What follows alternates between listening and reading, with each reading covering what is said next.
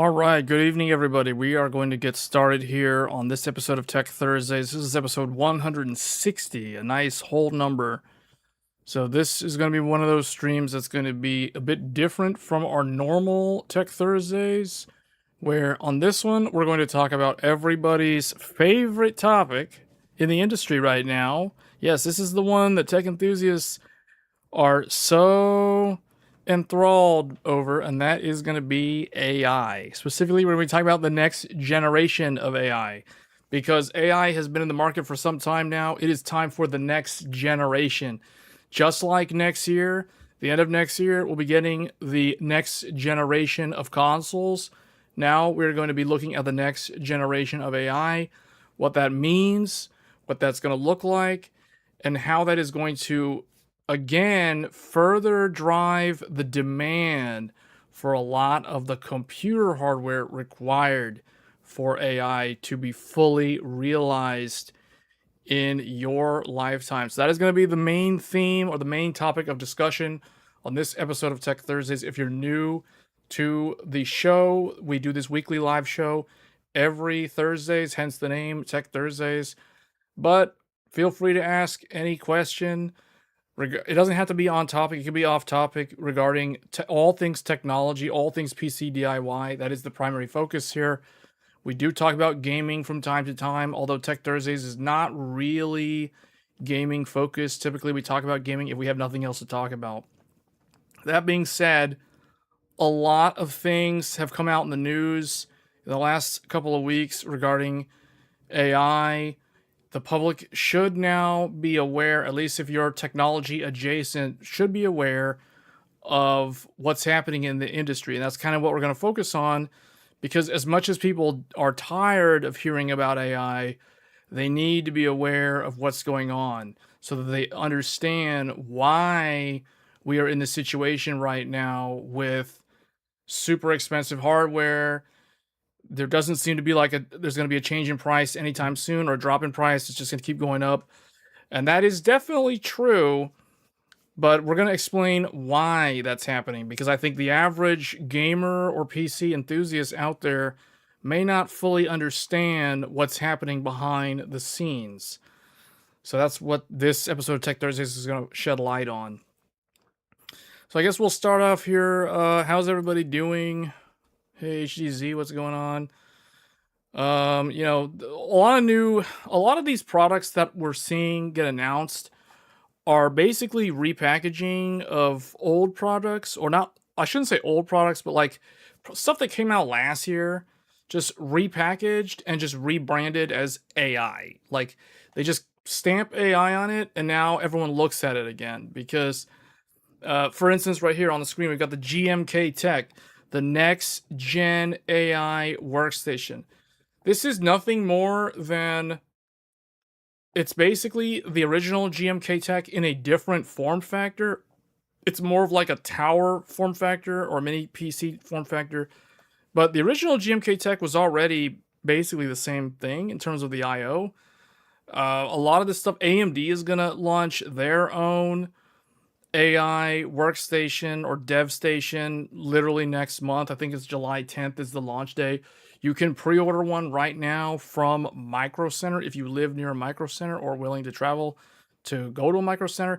However, what I've noticed looking at these next gen AI workstations, they're basically the same stuff that what you could have purchased last year in a slightly different form factor, a revised external shell, maybe a little bit of changes to the input-output options, like the different USB ports or whatever. But they're still basically the same thing, hardware, like internals-wise, silicon-wise. AMD is going to launch their own first-party one. You can pre-order one. The thing that I find kind of weird about this, although it does make sense, is all of this stuff that you could have purchased a year ago is now way more expensive. We're talking like 100% markup in some cases in terms of the price. At least double the price. We'll put it that way. For a lot of these things, a lot of these like AI ready workstations. If you've been paying attention to Mac, because Apple's products, Apple's desktops, like their mini PCs, Mac Studio, Mac Desktop, all those things have gone up in price, and Apple has actually discontinued, although I think it's a temporary discontinuation of the highest end Mac Studio with the M3 Ultra, which I think they're going to revise it with a new M series processor soon.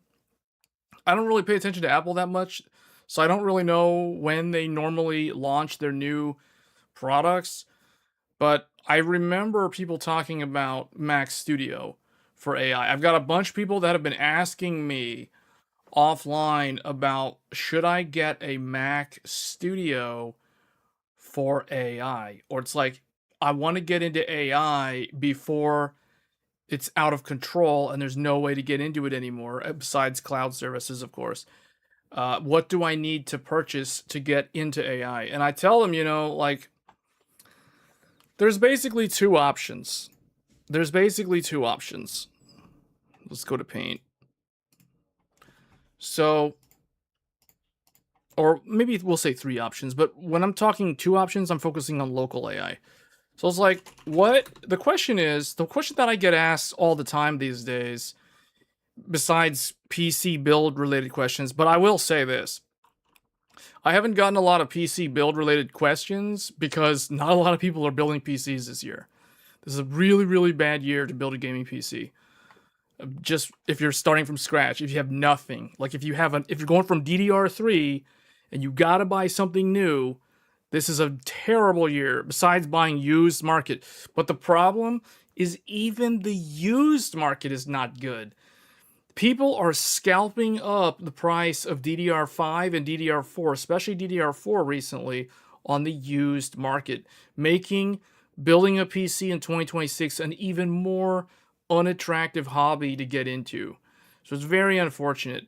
It's also kind of pushing people the pre-built route, because that all of a sudden makes a lot more sense because you aren't really saving much money anymore if you're building it yourself, which is very unfortunate because it really threatens the fabric of the PC enthusiast reality in terms of that hobby being at risk of basically vaporizing over the next couple of years just because of what's been happening with technology in the last 2 years, especially in the last year with the price of DDR5 and the price of NAND flash going so high with no end in sight. So the question I get now, instead of what do I do if I want to build a PC, it's like, what do I do if I want to get into AI? Like, if I want to get into AI, what do I need to do? Assuming you understand what we're talking about when we say AI, because we're not talking about like the NPC behavior in Tekken 8 in like single player,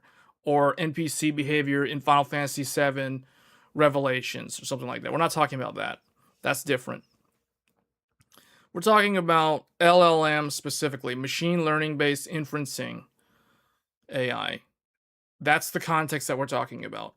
So it's like, what are the different choices? Well, there's actually two different paths you can take on this path to AI. On the one side, there's the cloud-based services. This is no different from GeForce Now and cloud streaming of games like Xbox Anywhere.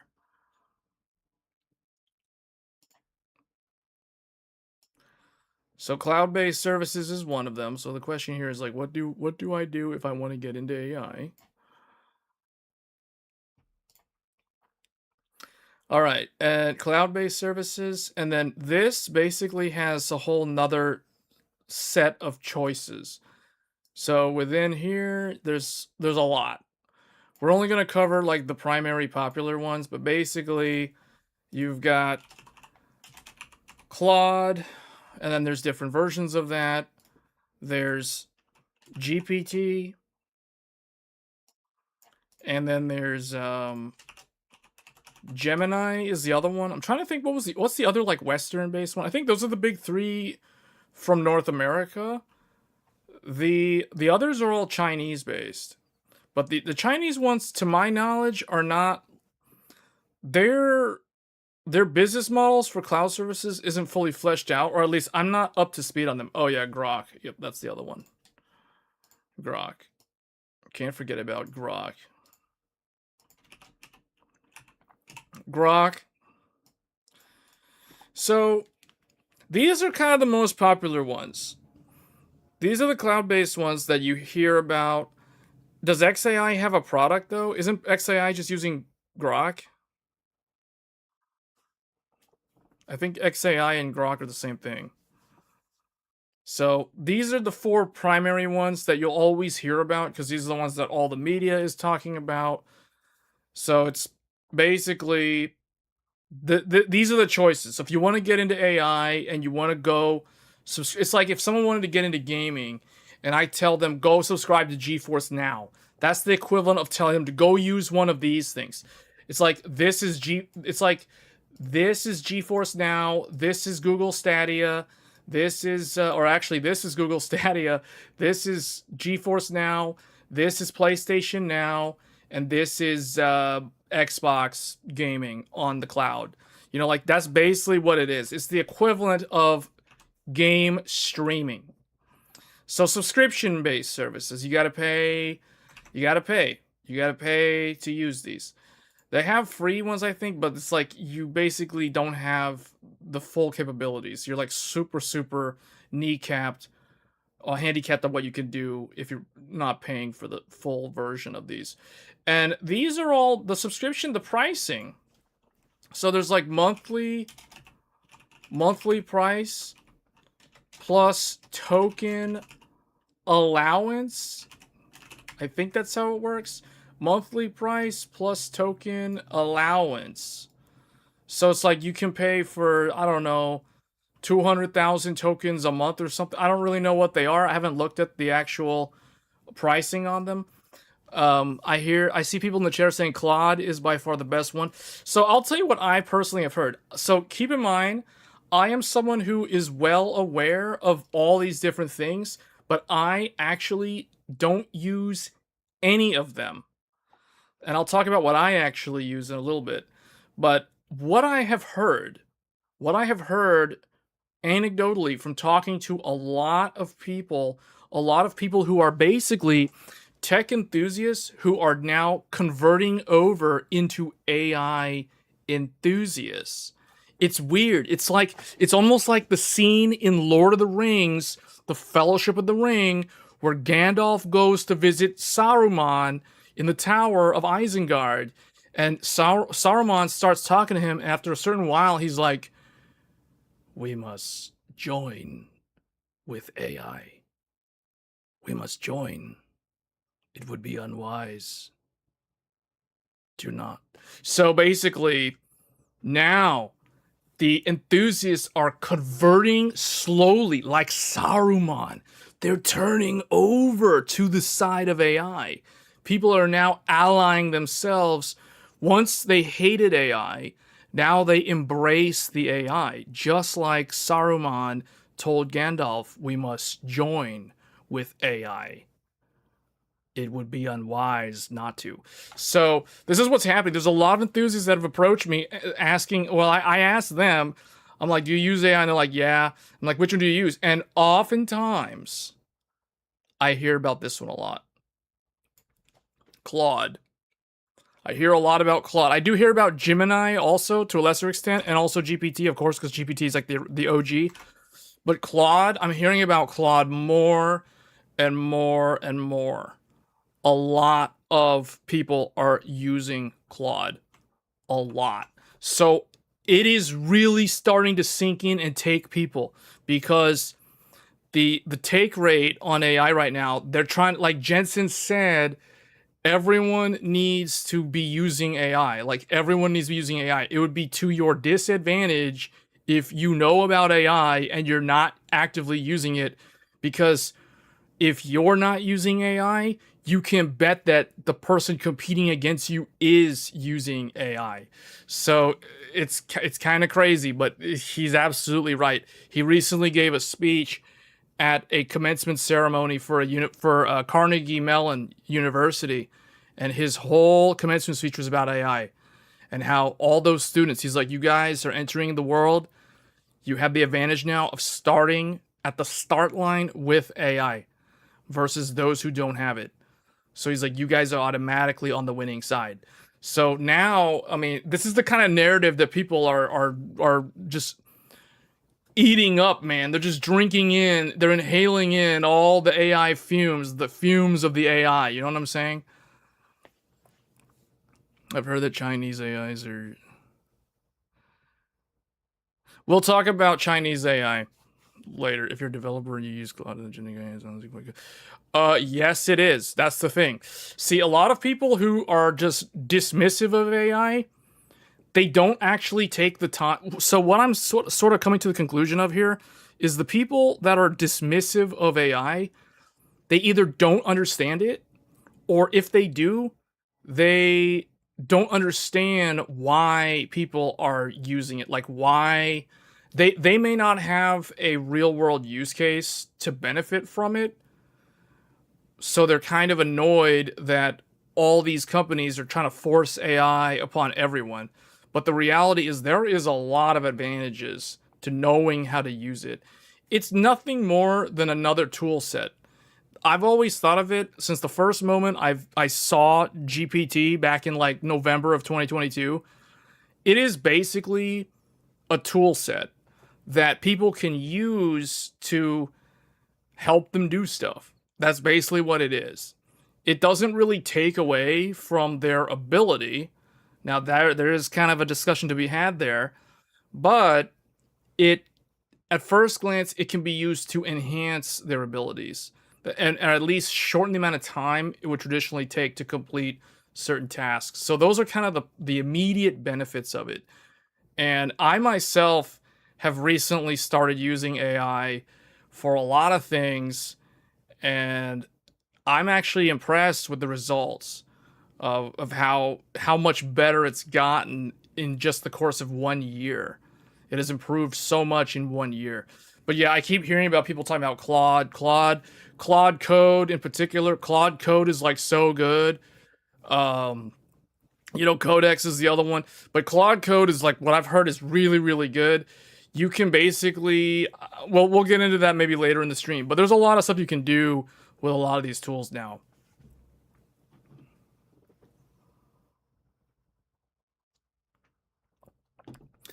Yeah, the pricing right now is the early days.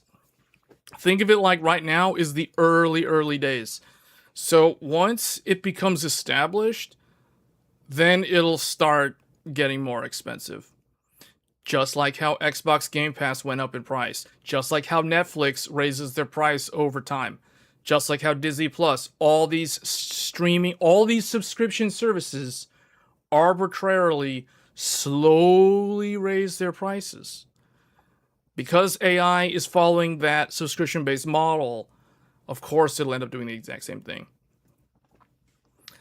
So, those are the cloud-based services. So now let's discuss the alternative. There's an alternative choice.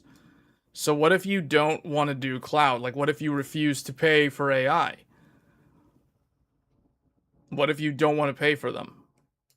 So that is where on-prem, or also known as local AI, comes into play. So if you're not cloud, you're on-prem, on-premise. So this is the other choice. And this is actually what I am using. So you guys know me as a tech enthusiast. I have so much computer hardware that for me to not be utilizing local AI with the type of computer hardware that those of you that have been following my channel long enough, you guys know how many graphics cards I've collected over the years. So obviously someone like me, it would be foolish to not take advantage of having all that hardware laying around readily available for local AI. So I've been doing a lot with local AI recently, and it's fascinating the sort of stuff you can set up. If anything, it is a very good learning experience to start building up local AI servers and using stuff like OpenWeb UI to connect a laptop to AI server. in your house and just use your AI locally. You don't have to worry about tokens. You don't have to pay any monthly fees. You know, it's, I mean, the one difference though is the capex, the capital expenditure, because this one, cloud-based services are OpEx. This is an operational expenditure, whereas on-prem is going to be CapEx, capital expenditure, meaning you have to pay upfront for the hardware in order to get access to being able to use AI. And someone like me, what do I use? Well, we'll get into some of those builds because I've got a lot of computers that can be running AI a lot. So let's get into that. So number one, mini PC. Mini PCs are a very good category. Now, when I say mini PC, I'm not talking about some random little gamer ITX form factor build with an RTX 3060. No, that's not what I'm talking about. When I'm talking about mini PC, I'm talking typically I'm talking about Strix Halo, or alternatively Mac Mini, which is very good. Very good at AI. Oh my goodness, Mac is good. Apple's expertise in silicon is world class. World class. So, Mac Mini, Strix Halo. Of course, you could do GPUs. GPUs are also an option. Discrete GPUs in particular are an option. They're probably... So what I've realized is these two... I want to also mention another one. DGX Spark. NVIDIA's DGX Spark is another good one.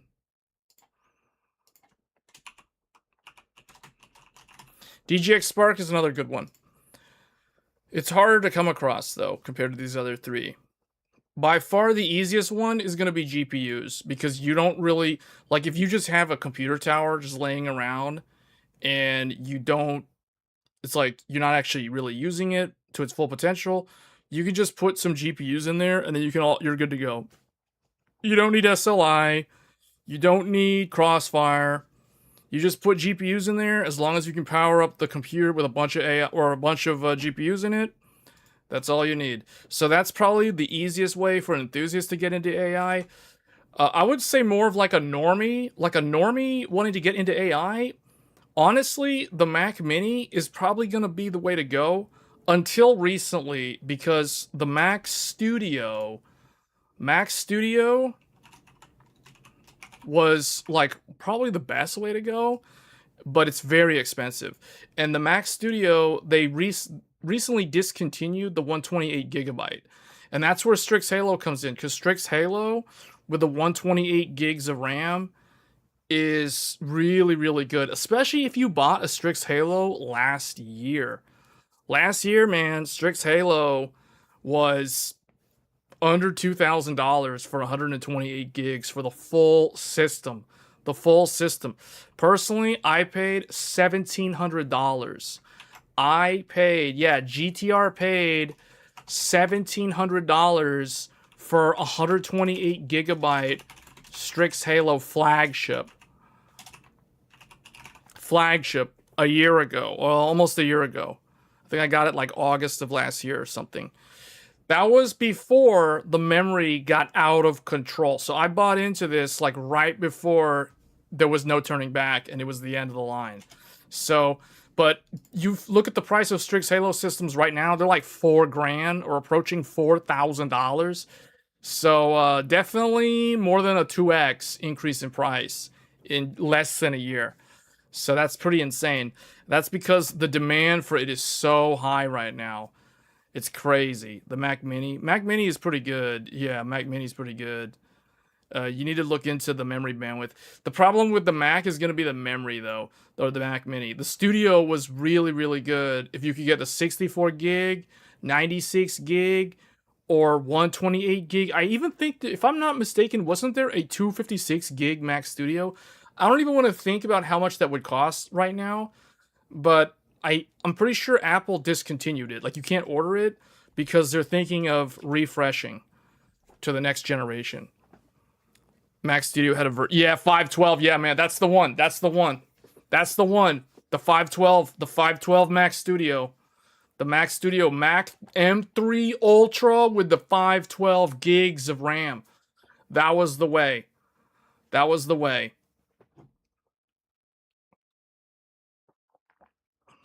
All right, so um these are kind of the different routes though. So what I want to discuss now, I guess Paint didn't save my I don't want to delete this stuff. So I'm going to have to extend it here. So last year, I think it was back in October or November of last year, whenever there was like a GTC last fall, we discussed how the cloud-based AI factories are set up. We're going to talk about that again as a refresher because it's been a while, and I have a feeling a lot of people didn't watch that stream. So we're going to talk about how the cloud services are set up and how they work.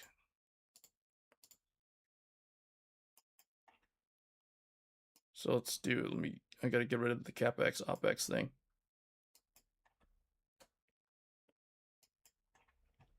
But I've already heard I've had like at least 20 people in the last 2 months. I've had at least 20 people, probably almost 24 individuals approach me and ask me, hey, what do I need to get an AI? A very common question I get is 5090 yay or nay? And I'm like, what do you want a 5090 for? And they're like, for AI, of course, AI. I'm like, so do you play any games? And they're like, no, I don't. I'm not a gamer. I don't play games. I'm trying to get into AI. So they're like, should I get a 5090? So I got all these people that want to buy 5090s all of a sudden just for AI. And I told them that's not a very good choice. I mean, the 5090, the nice thing about it is with the 32 gigs of memory, you can run a lot of CUDA optimized models that fit within 32 gigs with really good performance, but it's not very scalable. Like if you want to run the really big models, it's not going to be a good experience because you won't be able to run the really, really big DeepSeek models, for example. So you're going to either have to buy more than 15090 or you're going to have to go to the used market and try to jerry rig a bunch of used 3090 or 3090 Ti's. And that's not a really attractive option either because of the power consumption. So I tell them, it's like, if you're just starting out and you want to get into AI, personally, I kind of think the best route to go is either Strix Halo. That's probably gonna be the cheapest way to go and get a lot of RAM for cheap. The alternative would be the Mac Mini or the Mac Studio. And the nice thing about Strix Halo and Mac Studio, Strix Halo allows you to basically not, like, if you want to run the AI as a headless server, you can totally do that with Strix Halo. But if you want to also use it as a home PC and also use it as an AI server in your house, you can do that too. And it can run Windows or it could run Linux. So it's really flexible. It's a really flexible platform, and it's really good at allowing you to run a lot of different AI models and experiment with a lot of different styles because we need to talk about the Chinese models. But for the Chinese models, so let's talk Chinese AI. So the Chinese AI is typically what I see a lot of people doing if they're going on-prem. Usually cloud-based is almost synonymous with USA-based AI.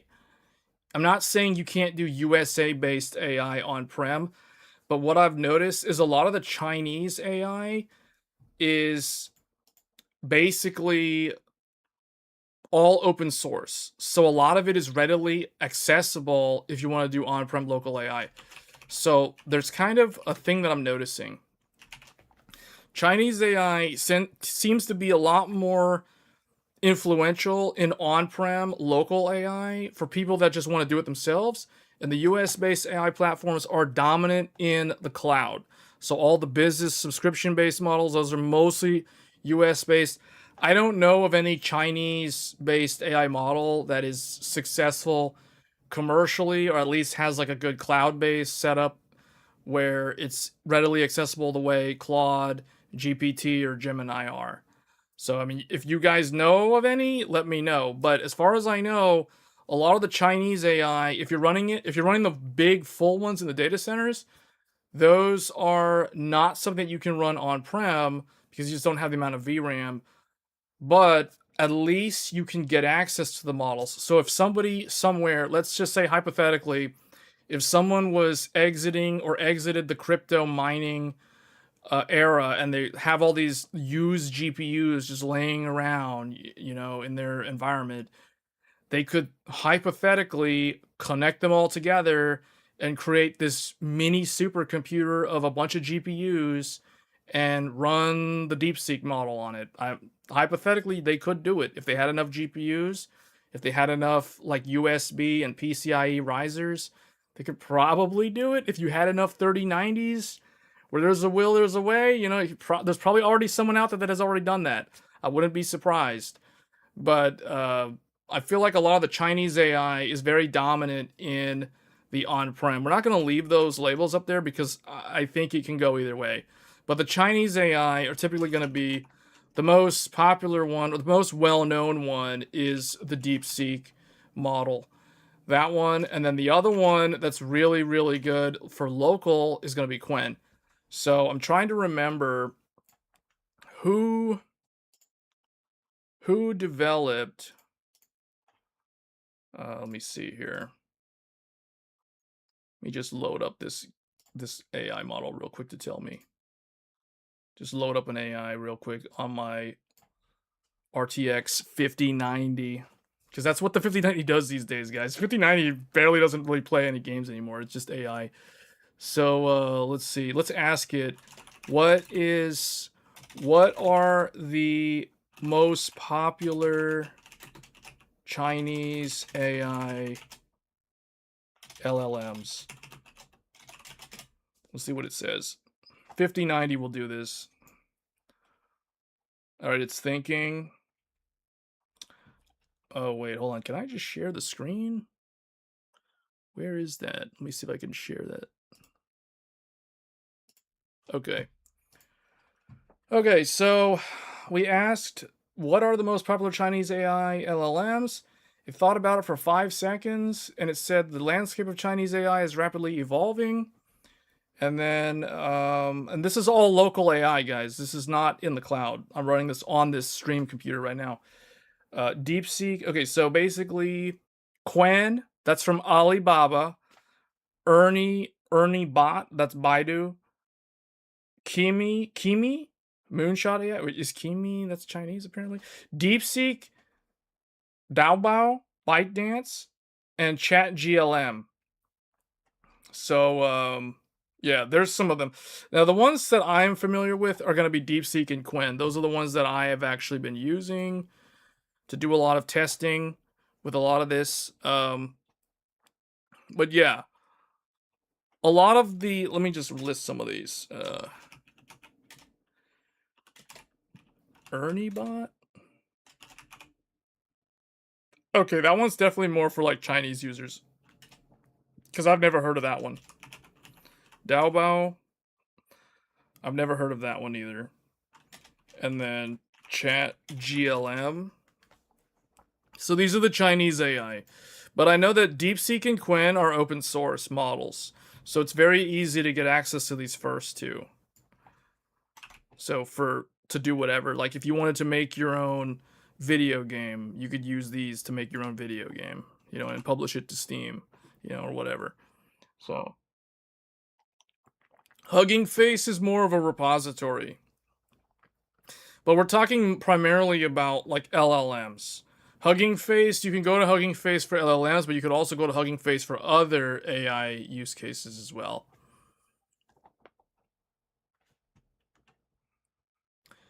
All right, so Okay, so let's discuss real quick. All right, that was how do I get an AI? And then the other question is why is memory and SSDs so expensive? Why is memory and SSD or an NAND so expensive? Okay. We kind of touched on this last months ago, back in October, I believe we did a live stream about this subject. So we'll reiterate it here because I think a lot of people are hoping that the prices are going to go down. We're actually moving into the next phase of AI. So it's actually not going to go down in price anytime soon because we're transitioning into the next phase. So now that AI is approaching, at least the public availability is approaching 4 years of age, now we are ready to move into the next phase. So, what is going to drive that? If you listened to the GTC keynote back in Taipei a few weeks ago, you would have already understood, or you would know the answer to what I'm about to show here. But basically, the way it works is you have this rack in a data center, and within this rack, you have to shrink this down. Within this rack, we have lots of GPUs in here. In this thing, there are 72 GPUs. 72 GPUs. These are specifically B300, Blackwell 300 GPUs. So these GPUs make the RTX 5090 look like cheap garbage in comparison. And there are 72 of these in one rack. Not one, not two, 72. And they're all in NVLink. They're all connected using NVLink. So we recently, if you've been watching the gaming live streams, we've been focusing a lot on retro hardware with NVIDIA SLI. NVIDIA SLI is the predecessor of NVLink. So what a lot of gamers don't know is that SLI never actually went away. It's still alive and well, but it only exists in today's world for the purpose of AI. Everything for AI. Everything for the machines. The machines come first, so they get the technology first. NVLink for the GPUs. 72 GPUs per rack.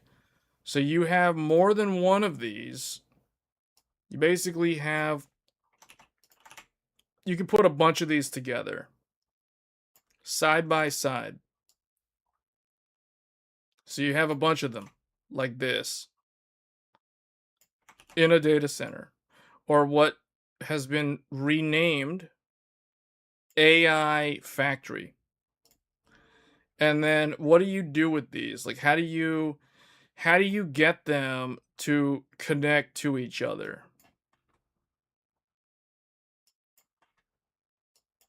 If you're using NVLink to connect the GPUs together within the rack, how do you extend your NVLink outside of the rack?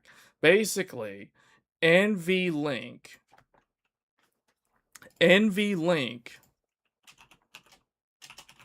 equals scale up. Where do I want to put this? I guess I'll put this here. No, I guess I'll put it over here. No, I guess I'll put it over here. NVLink equals scale up.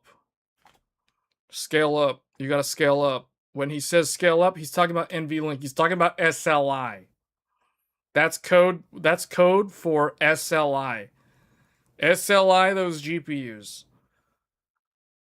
So, how do you connect the racks together? So it's like, if I want to run AI, but it takes more VRAM than all 72 GPUs have, then how do I increase the scale? How do I get even more GPUs.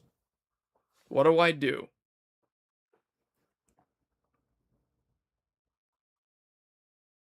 You got to connect them together somehow.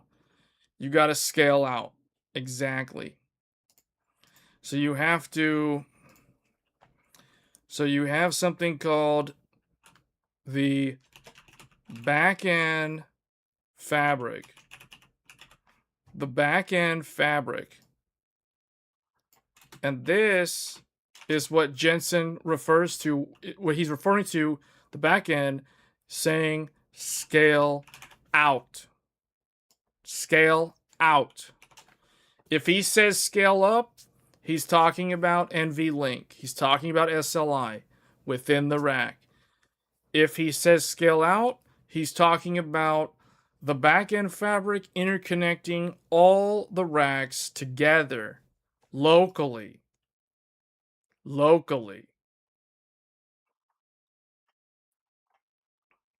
So now, what does that mean? That means you have to have a switch. A network switch is here in the data center. And we're going to have to use different colors because it's going to get really, it's like, it's those of you who saw the live stream back in October, you're probably getting PTSD. It's like, it's happening again. He's drawing the thing again. It's happening. Yeah, it's happening. Okay, so the switches are getting drawn out again. So that means that they're coming back. And you have redundancy. Whoops. You got to have redundancy. So now you have the switches. Now, each one of these connections, each one of these purple lines is 72 connections. 72 connections. Now, you have to have redundancy. Whoops. So now it's like, well, we got to put these. You got 72 more connections. 72 more connections. 72 more connections. 72 more connections. 72 more connections.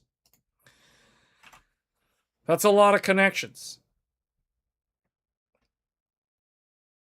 But what happens? Now what happens?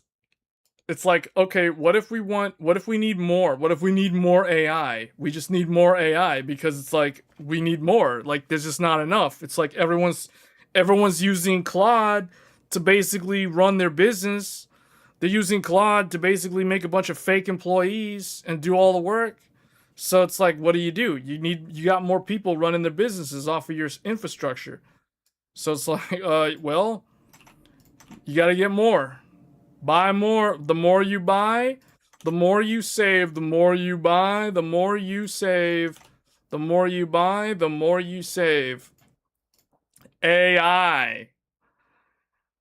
So all of this is supposed to be 1-to-1 ratio. No oversubscription. No oversubscription. So I might be drawing this a little bit off, but basically, you're going to need a really big, really fast network switch. So what type of network switch are we talking about here? We're talking about the big beefy network switch. These are the data center switches. These things are no joke, man. These things are no joke. I'm talking like 64 800 gigabit per second ports. That's a lot of internet speed. That's a lot of internet speed. Oh man, if someone has an 800 gig internet connection, I wonder how much that costs. 800 gig internet speeds on one port. So we're doing 64 800 gig. So think about this. Think about that for a second. Think about the kind of throughput. Each one of one of these is right here. One like that. Again, one right here. So you've got 800 gig times 64 interfaces. On each one of these, that is very, very high internet speed. But the other thing too is the latency. The latency has to be so low latency because you're trying to mimic the PCIe backplane as much as possible. So the latency on these switches has to be so low, and the internet speeds, the link speeds, has to be so fast that that's why you're basically using the latest and greatest technology. Now, nvidia recently announced the next gen of AI using 1.6 terabit per second link speeds. So imagine now, I probably should not have deleted that switch. So imagine now, the next generation of these little boxes will have, I don't know, 32 or 64, I would imagine, 1600 gigabit per second internet speeds. Next gen speeds of AI. So it's like the amount of innovation that's happening at this level, all in the name of AI, is just insane crazy. Because there has never been a demand in the industry before to basically have to upgrade the internet speeds that much, that quickly in the hardware. So do you see why this is fascinating? Because the amount of innovation that's required, all in the name of AI, just so that NVIDIA can get the lowest latency possible for SLI, external SLI, it's insane to think about that that's what they're doing. So 1600 gigabit. So imagine this purple line and the green line indicates 72 1.6 terabit link speed connections. That is mind-boggling just thinking about that. Like the amount of internet bandwidth. That's why when he says that when he, remember last year, guys, or actually no, remember at CES, the start of this year, when Jensen showed that big rack on the stage, and he was like, this one rack can transmit the entire world's internet bandwidth in like less than 3 seconds. I forgot what exactly the time frame was and how long it takes to send that much data, but that was pretty impressive stuff what he was talking about. You have to admit, though, that is some crazy bandwidth that they're able to push through that network fabric. So, and it's all because of the demand for this AI. Like it, because, you know, the argument is, well, humans can't generate enough data. Humans can't generate enough data. You go talk to any ISP. You go talk to your local ISP. You go talk to Verizon. You go talk to Comcast. You go talk to Cox. You go talk to Spectrum. They're going to tell you humans don't. It's like, yeah, humans over a long period of time, they'll slowly increase the amount of bandwidth used on the network. But ever since AI started buying up capacity, bandwidth over a service provider's network, now all of a sudden, the service provider needs to rethink their network. Because one human, you know, might consume maybe 1 gigabit per second, or, you know, close to that. We'll just say like 1 gigabit per second temporarily. It's like, I'm trying to think, like, what would be the maximum a human could consume? Maybe 2 gigabits per second during a Steam game download. You know, they might consume this temporarily for a Steam game download. But like streaming Netflix, streaming 4K video. Basically, streaming is not going to consume 2 gigs of bandwidth. You know what I mean? Like, it's not going to happen. But AI talking to AI in the cloud can easily consume more than 2 gigs of bandwidth on a service provider link, because we're talking like, look at what they're putting in the core in their data centers. So imagine having to go outside to the world to basically talk to the user, basically give the user their search query results. You know, all this stuff going on. Now the user's not going to use that much data. So it's really AI talking to AI that's going to use that data. So it's kind of insane to think about, like, how much innovation has been driven through in the name of AI. Because you think back to like 4 years ago, 5 years ago, before AI was a thing, there was no need to upgrade. I mean, there was a need to build infrastructure for underserved areas like rural America, for example, in terms of the internet infrastructure. But now, with all this AI stuff, now all of a sudden there's like all this random demand that just popped up out of nowhere for upgrading internet infrastructure. So it is quite interesting to think about. Now, one thing I didn't include here is the fact that you need to have, I need to probably delete that NVIDIA thing. Yeah. So you need to have more. You need to have these other switches in the back. So these guys basically have to connect to these guys. So we'll use another color here. So, and these are probably your aggregate. Whoops. So now you have to have these connecting like this. I'll use a different color for that one.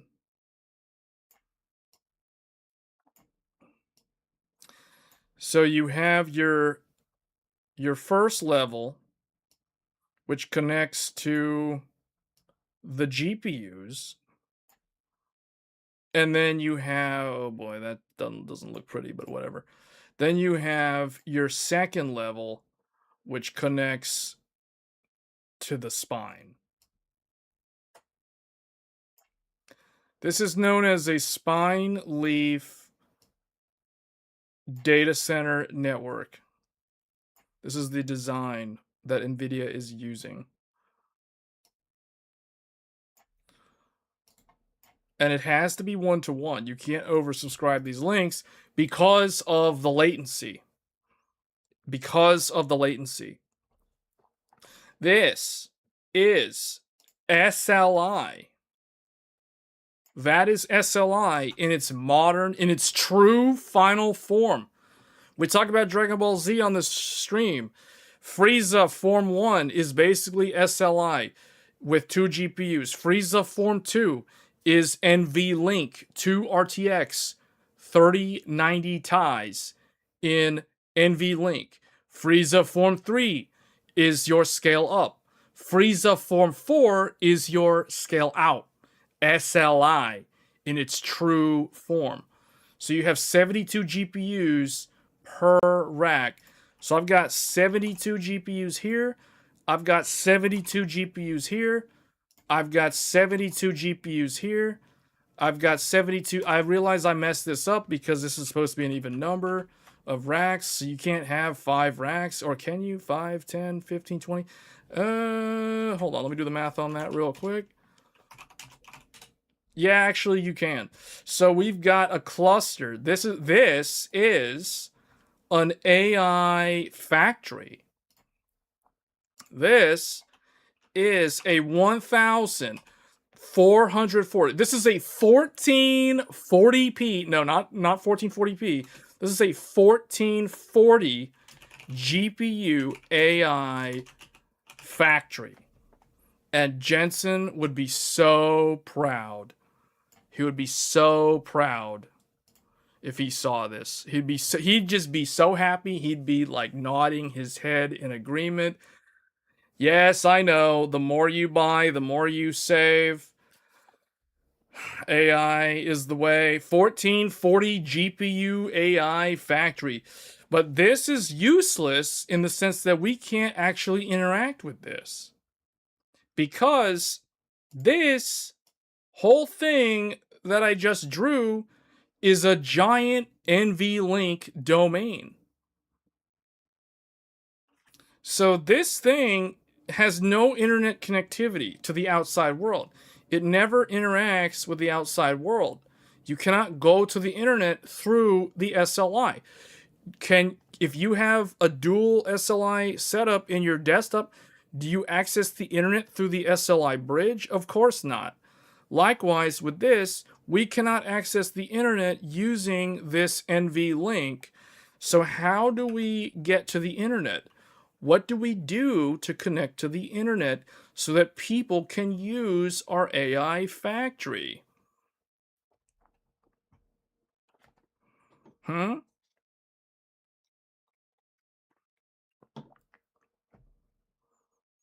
All right. So this is where we have to rename the NVLink on the back end. And the key word there is back end.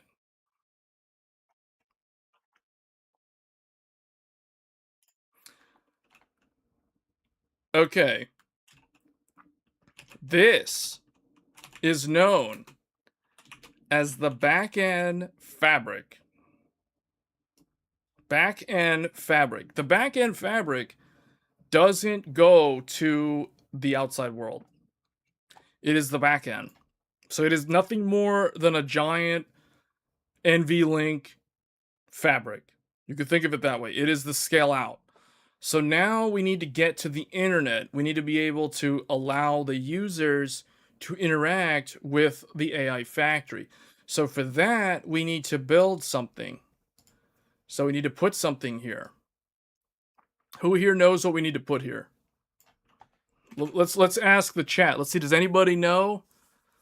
What do we need to build to allow the users to utilize the AI factory?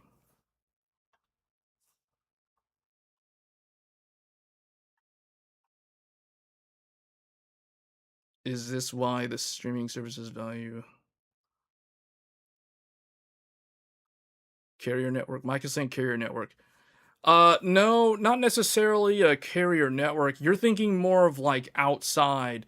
I'm talking about if I have an AI factory, how do I get so you're one step too far out.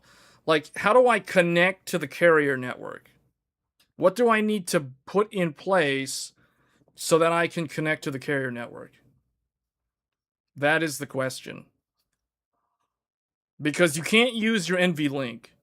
Your NVLink has to be 1-to-1 ratio, no oversubscription, extremely low latency, because all the GPUs have to be able to talk to each other. 10 gig definitely won't do it.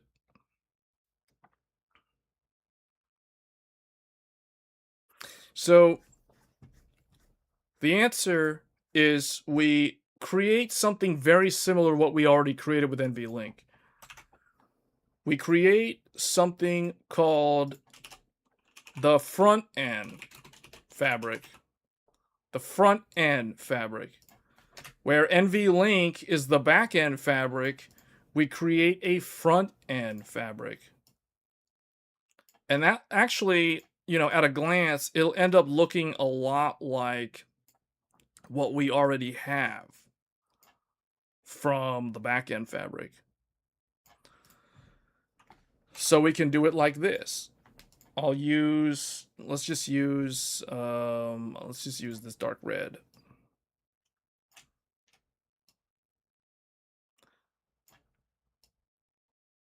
So you have the same kind of thing here. And I don't know, we'll just draw it like that, I guess. These don't have as much interfaces as the backend because these are not connecting GPUs. These are connecting the CPU to the outside world. The CPU needs to interact with the internet. Yeah, I guess I'll just use the same color. It doesn't really matter. So again, we're doing the thing where we connect these racks to these network switches that have incredibly high internet speeds or link speeds. So these interfaces are like 400 gig. 400 gig internet speeds per link. The next generation of AI. Do I want to use the same? Let's just use the same color. And the same thing happens over here. Yeah, maybe I'll just do it like this. It'll be cleaner. Just do like one and the other.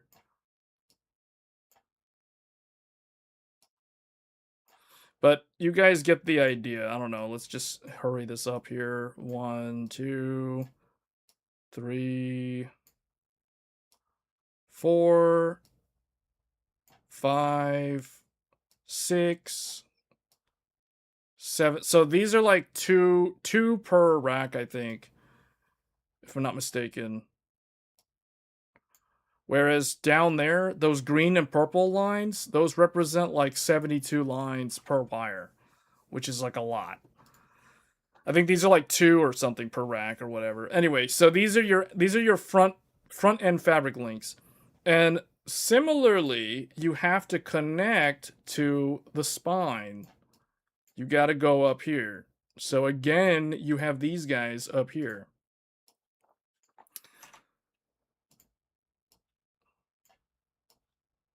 See? So it's a very redundant design from nvidia so that they don't screw it up.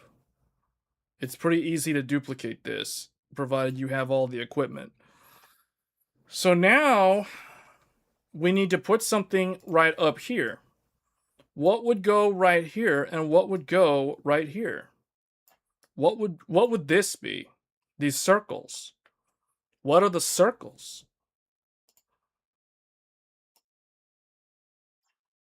The circle.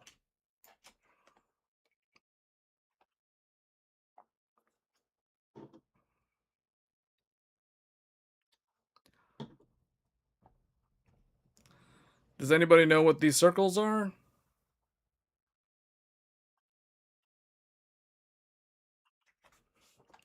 Oh, I don't know if it was already said.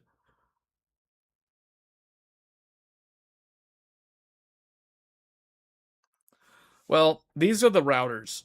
So these connect to the ISP. So the internet service provider or the carrier network. These are the routers. Yep, these are the routers. So these connect to the outside world.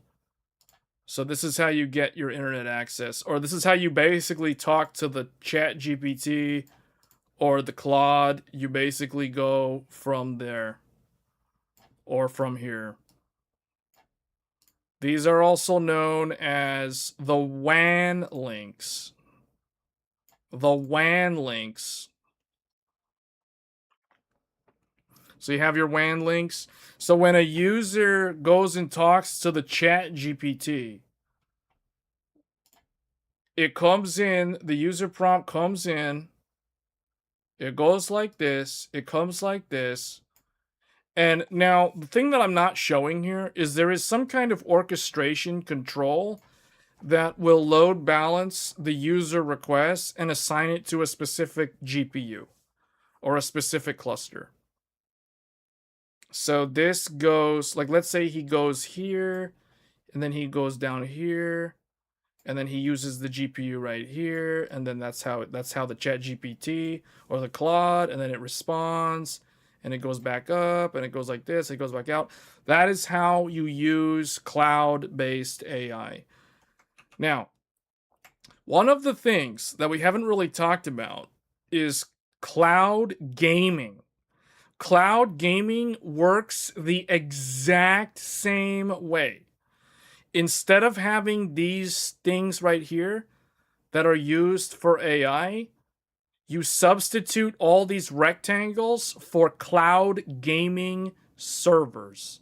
So let's say you're playing PUBG or League of Legends or Valorant or some online game and you connect to the server. Let's say you're playing League of Legends.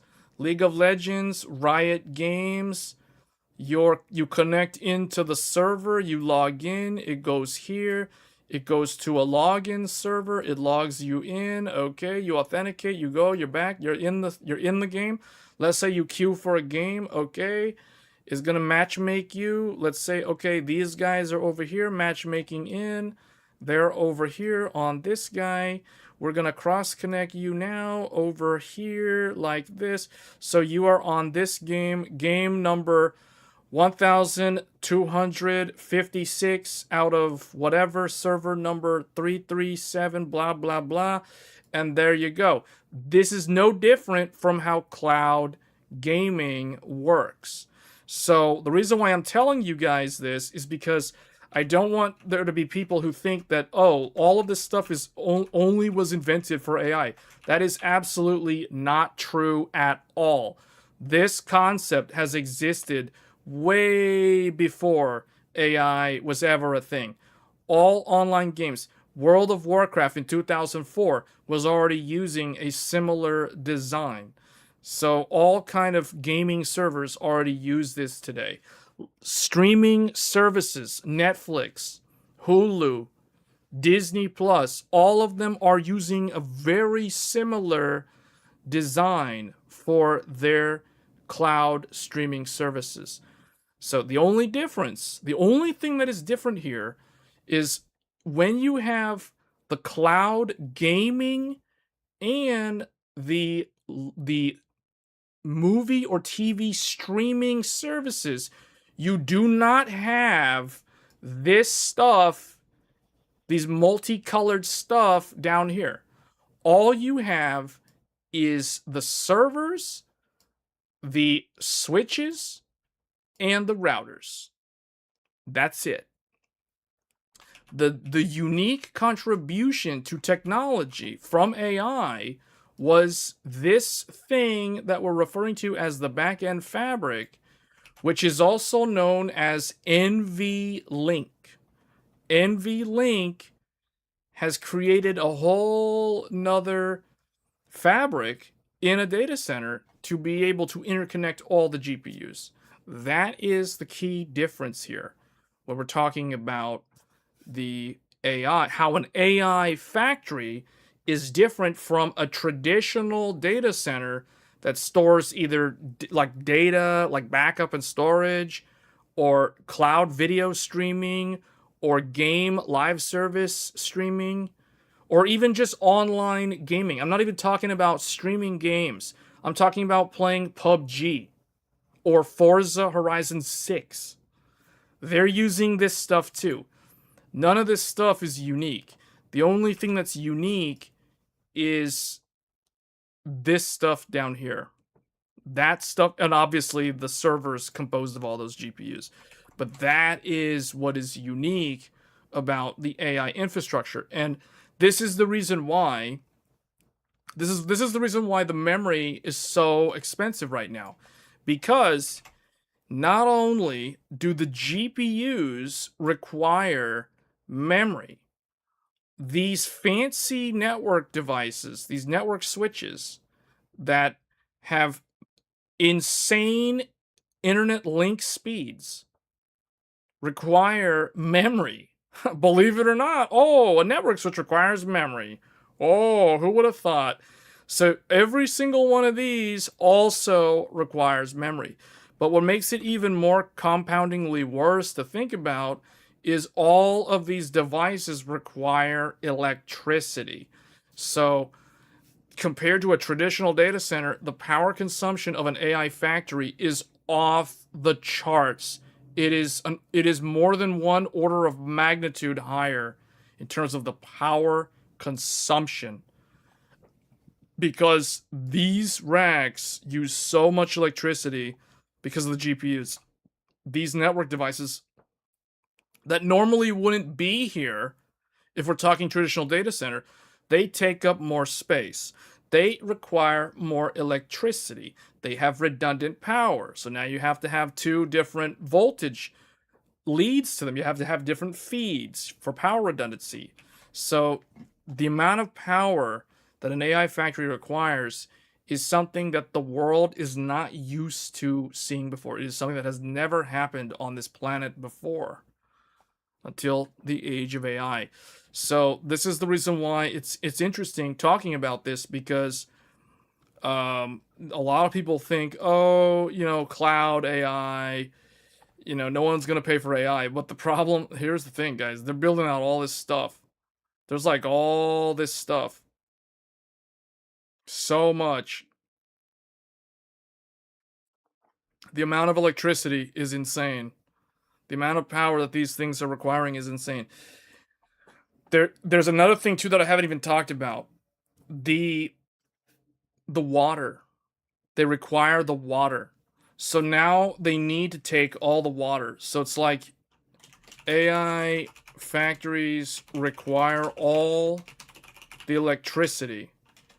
And now all the water. They need fresh water as well, because liquid cooling is a thing now. It's kind of crazy. It's crazy. The amount of power, the amount of water.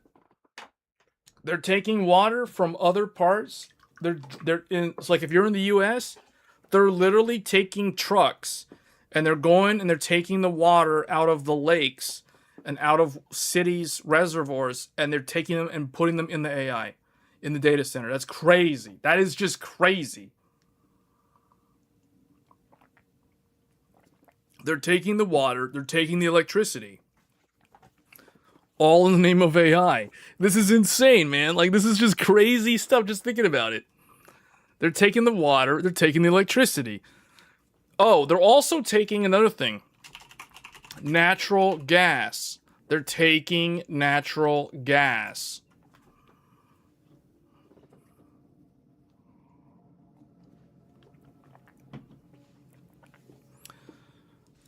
Man, it's crazy how many resources they're taking away. Like, but see, this is the reason why there's a lot of opposition to AI behind the scenes. The average person is not aware of this. Like, they're not aware of how much water and electricity these AI factories are taking. And if they can't get it from their local area, they're going hundreds of miles. They're literally sending the trucks hundreds of miles to take the resources from other places. They're basically taking the water from many, many places, all in the name of the AI. So one of the things, like one of the things that I've noticed recently is local governments at the state level are requiring that if an AI factory is going to operate, they need to, and they're going to take water, they require water for liquid cooling. They need to use closed loop systems, not open loop systems, because a lot of these initial build outs were using open loop systems. And anyone who has done liquid cooling in your computer before, you guys know if you have an open loop, it's supposed to keep the same amount of water long term. And usually that's true, but if you have to do maintenance on your loop, imagine having to do maintenance on a liquid cooled loop for this monstrosity. Imagine that. Like, having to clean the loop. Like, whoa. So, I mean, the pipes, the hot water and the cold water, like, the pipes on these things are no joke. This makes a open loop, custom loop setup for a gaming PC look like a joke. It looks like a little toy compared to what I've seen for this stuff. Like, it's insane.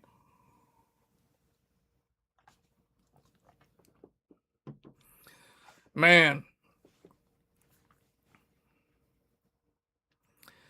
it's kind of crazy what's going on. Like, all in the name of this AI. So there's definitely a lot of resistance to building AI data centers in the local communities. And rightfully so. I mean, that's the natural thing. That's what they need to do, because this could have some long-term ramifications on people living in areas where these data centers are going to go in their backyard, and it's like, hey, we're going to have to raise the electric rate by like point 0.5 or like 50 cents a kilowatt hour because some AI company decided to build a neo cloud, and we basically have to, we can't afford it, so it's like everyone's got to pay more. That is a real thing that has already happened in so many places. So, and now the other thing is the water, though. The water is the scary thing because it's like they're literally taking the water from the reservoirs. Like they're taking them they're taking them from the city, like a local city's water supply.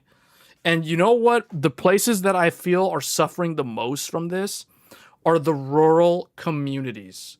Because what another thing that you guys don't know about is these AI factories are going into rural areas and they're buying up land on the cheap because a family, like, okay, the most common story I can tell you, a family owned ranch basically was approached by an AI company, and they're like, hey, we want to buy, 50 acres out of your 170 acre whatever. And it's like, we're going to pay you. We can either buy it in cash up front, or if you want to collect royalties or whatever, we can pay you a royalty fee annually, whatever, adjusted inflation, blah, blah, blah, for whatever. It's like, this is already happening, guys. And the sad thing is, oftentimes these families that own the land, they've owned the land for generations, but a lot of them just give in because they'll make them this sweetheart deal, man. Like, so much money up front. What are you gonna do? Like, what are you gonna do? You got a bunch of land, and it's like, hey, now you don't have to mow the grass. You don't have to deal, because it's like they'll maintain it for you. So they're gonna come in, but what they don't realize is that these guys, it's literally like the movie The Lord of the Rings. I just thought of this at the beginning of the stream. The whole thing with Saruman telling Gandalf, we must join with AI. It would be unwise to do otherwise. And then later in the movie, when Sauron's orcs come by and they're like, what orders from Mordor, my lord? And he's like, build me an army worthy of AI. So then he cuts down all the trees. He just landscapes the whole place and turns. That's literally what happens when they start building an AI factory in a family-owned ranch, sells off like 50 to 100 acres, and then all of a sudden, it's like you hear the Lord of the Rings music, the Sauron music, dun dun dun dun dun dun dun dun dun. The camera's panning around, like the birds are flying around.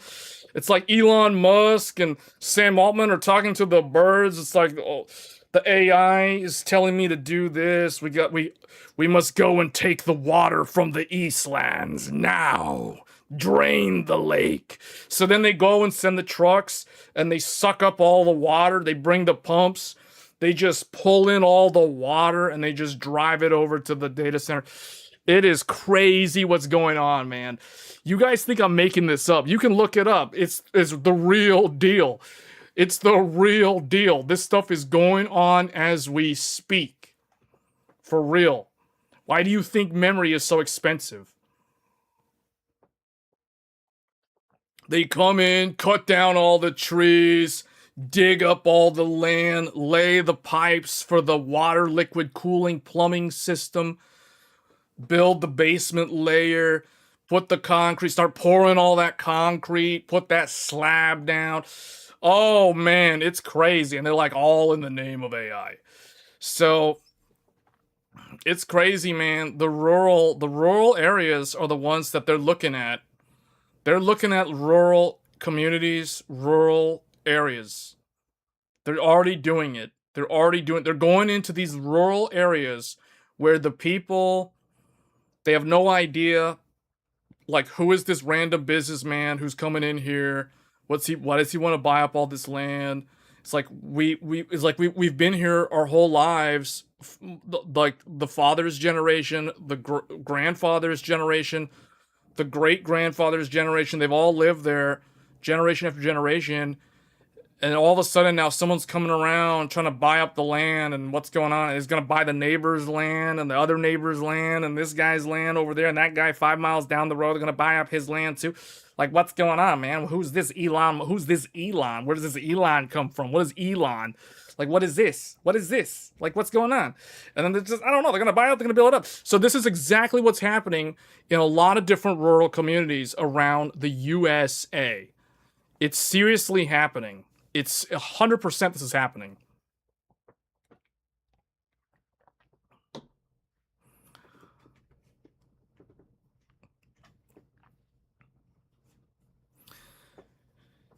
Yeah, but see, that's that's the thing. That's why they're trying to circumvent the whole area. The people that are smart to this, they're okay, they go somewhere else. They're going to keep going, they're going to keep searching around until they find a place that is gullible enough to just give in, just let, because they're going to go to the government. They lobby the government all the time, like, hey, man, we're going to bring in all these jobs. Because, the most classic example is when Elon came in and he told, I forgot which city or which state. This was like 2 years ago. He went into some local community somewhere in the U.S. Was like, he talked to some mayor and or a city manager, and he was like, hey, we're going to invest in your community. We're going to create so many construction jobs. We're going to hire so many carpenters, so many construction workers, so many plumbers, so many electricians. Your city is going to be wealthy beyond imagination. You're going to have so much local GDP being generated due to all the efforts. So this is the sort of talk, man. This is the sort of talk. They come by, they start telling them all that sort of narrative, like, hey, we're going to build up your community. We're giving back to the community. You're going to have a 0% unemployment rate because we need all able bodies to build this data center, and everyone's going to work and feel like they're being part of something larger. That's the kind of spiel that they use to manipulate these rural communities into agreeing to the contract. So, I mean, there will be people that oppose it, and rightfully so. They should. But I'm just telling the reality. This is the reality. Like, Elon's going to go around and search around, shop around for some real estate until we find a place that, like, drinks the Kool-Aid and gets on board with the AI, because it creates other problems. What a lot of people don't realize is it creates local problems for those communities. I'll give you guys a good example. If an AI factory is being built in a rural area, and if somebody needs to hire a plumber, like if someone literally needs a plumber, they can't get a plumber. They can't get a plumber unless they literally go like out of county, because all the plumbers are 100% assigned to work on building the plumbing systems, designing and implementing the plumbing systems for the AI factory. Same thing with the electricians. Same thing with the HVAC technicians. Same thing with all the construction, all the contractors who do like any sort of build, anything related to real estate. If an AI factory comes in and they win and they have their way with that local community, oh my goodness, it's game over for anyone who needs help. Like, anyone who needs, skilled labor, good luck in that area, because they're booked for like the next 6 to 12 months. For real. I'm not making this up, guys. Like, this is the real deal. So it has a lot of negative, wide impact on these local communities. And that is the reason why a lot of people are against building these AI factories, because of what it does to those communities. I mean, they come in with the promise of jobs, and they're giving back to the community because of all the businesses that it generates. Like, all of a sudden, the restaurant businesses are booming in that area, all that kind of stuff. But is that long term? Is that truly long term? Or is it just short term gains? That's the thing. That's the key discussion point there when it comes to the ethics of building these AI factories. But I wanted you guys to know what the AI factory looks like on the inside, how it is composed. This is what it looks like inside. And this is a relatively small example because they can get pretty gnarly big. They can get some crazy designs with lots of stuff. One thing that I didn't even draw on here, I didn't even draw the third fabric. There's another fabric. Storage. Storage. Storage. So you need SSDs. You can't use hard drives. You can't use hard drives for AI because AI needs extremely low latency. So you need SSDs, PCIe Gen 5 SSDs. So now, hopefully, you guys now know why memory is so expensive. Now you also know why SSDs, M.2 drives, are so expensive because of AI. So there's a lot of stuff to unpack here with all this AI, but we've kind of scratched the surface. So hopefully people watching the stream who were never privy to any of this, now you have a much better understanding of, first of all, what is an AI factory? What does it mean to be an AI factory? What is inside an AI factory? How do you get to, like, how do you communicate with the AI factory? How do you access the AI factory, the actual GPT? Like how that works. And then also, what are the widespread negative impacts that these factories have on the local communities? Because it's definitely a very, very real thing that's happening here. The amount of water, the amount of electricity, the amount of natural gas, the amount of like labor demand that it takes away from the surrounding area while also taking away from all those natural resources. And for what benefit? I guess that's ultimately the question that remains to be answered is, do the benefits of AI outweigh the negative effects that it has? That, I think, is the ultimate question that remains to be answered. I think only time will be able to answer that question. That's something that I certainly can't answer. I think a lot of people that are against AI would say no, the negatives far outweigh the positives. I think people who are more in favor of AI would argue the opposite side of that.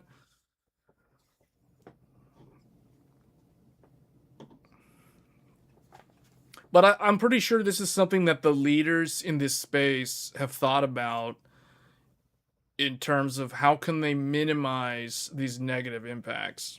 Like what can they do?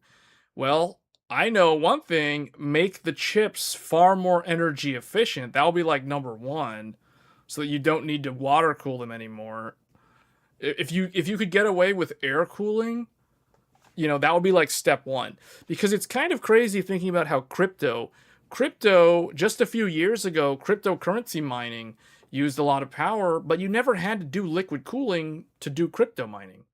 But with AI, because of how much electricity it uses, you have to use liquid cooling.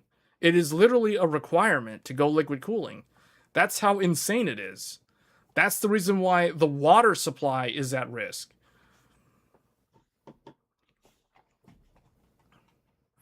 So anyway, hopefully that covers this subject in depth, because I wanted people to understand, okay, there's cloud, there's on-prem, and then cloud. Basically, this is literally what the inside of the cloud infrastructure looks like and the sort of effects that it has. So, I mean, right now, the other negative argument that kind of like weighs on every enthusiast's mind is, will the average enthusiast be priced out of their hobby because of AI?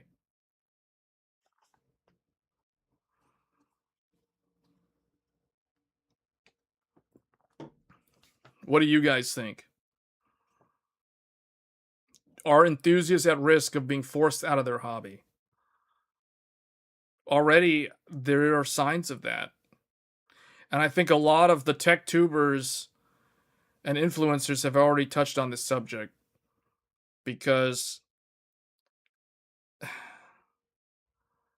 because GPUs GPUs have gotten more expensive every single year, every single generation. On average, they've been more expensive. And when you look at the consoles, the game consoles used to be an indicator of the health of the market. If the game consoles become so expensive that the average gamer can no longer afford a gaming console or can no longer settle for what would have been the standard average gaming console and now has to compromise and get a lower end entry level console or whatever that means, now you know there's a problem. Always look to the consoles for guidance. The thing that PC gamers fail to realize is that even if they don't use the consoles, they should definitely pay attention to what's happening with consoles, because the consoles are a key indicator of the signs of the time, of the trends, in what direction is everything going. If the consoles are becoming more expensive, oh, you can bet that the PC components are going to get a lot more expensive. And they already have. A 5070 Ti. A 5070 Ti should cost no more than $450. Or about $400 to $450 is typically the price range of a 5070 Ti. So if you're paying more than $500 for a 5070 Ti, you're overpaying. You're basically getting scammed by the market if you're paying more than $500 for a 5070 Ti. And it isn't even ironic. Like the sad reality is that nvidia has somehow managed to orchestrate this whole thing into allowing gamers to believe that the current prices of GPUs are totally justified. Like, it's totally normal. It's totally normal to pay $750 for a 5070 Ti. Like, that's completely normal. Like, do you not know how much chips cost to make these days? Do you not understand how much AI costs to... So it's like they're trying to use AI and things that are completely irrelevant to the gamers and enthusiasts to justify having to pay more money for what should have cost around $500. We'll use another example. RTX 5080. RTX 5080 should be no more than, get this, $650 to $700. RTX 5080. RTX 5080 should be no more than $700.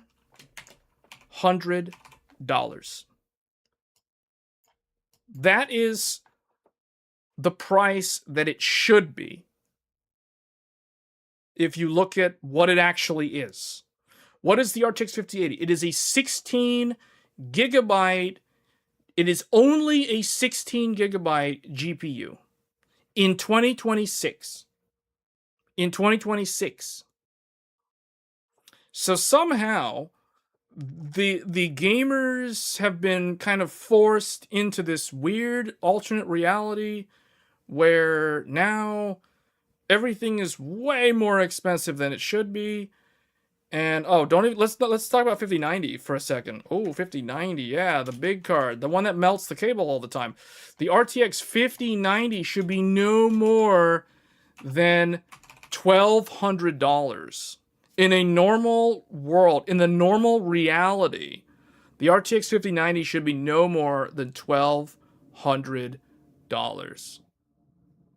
If you go and look at the traditional ramp adjusted for inflation of these GPUs, the 5090 should be around $1,200. Not whatever it is now. Like, what is it now? Like $4,000 or whatever? So, and the other thing too is the consoles. The consoles. PS5 should be around the one with the disc.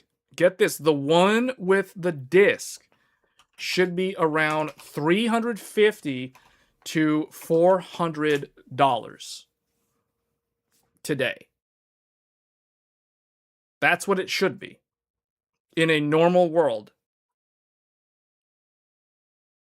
Now, I don't even know what it is now. It's like, what, $700 or something? It's like way higher.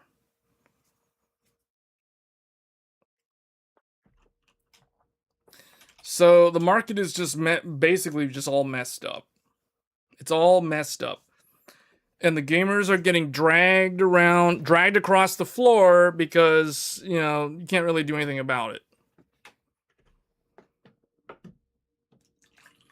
There is one thing you can do. You can choose not to buy anything, but that also can create some other problems. The main problem. So it's like, what happens if a gamer doesn't do anything? Like if a gamer just doesn't buy anything. Like if you just don't buy anything, then what?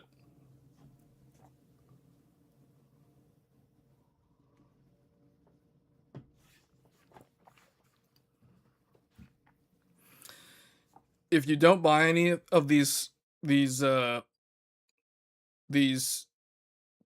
products that are meant for enthusiasts or gamers, you basically put the peripheral companies out of business.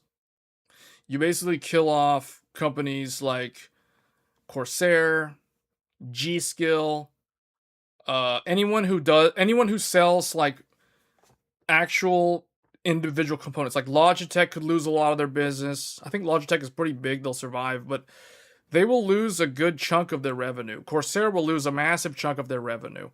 A lot of these companies that exist on the fringe of the PC gaming ecosystem, Corsair is a really good example because Corsair, they don't make chips. They sell like gaming mice, gaming keyboards, you know, like wireless headsets. They sell peripherals, accessories. If you choose not to buy anything and just, I'm not gonna buy anything. Everything's too expensive. I'm not gonna buy anything. Well, those are the companies that get hurt the most. Not companies like nvidia.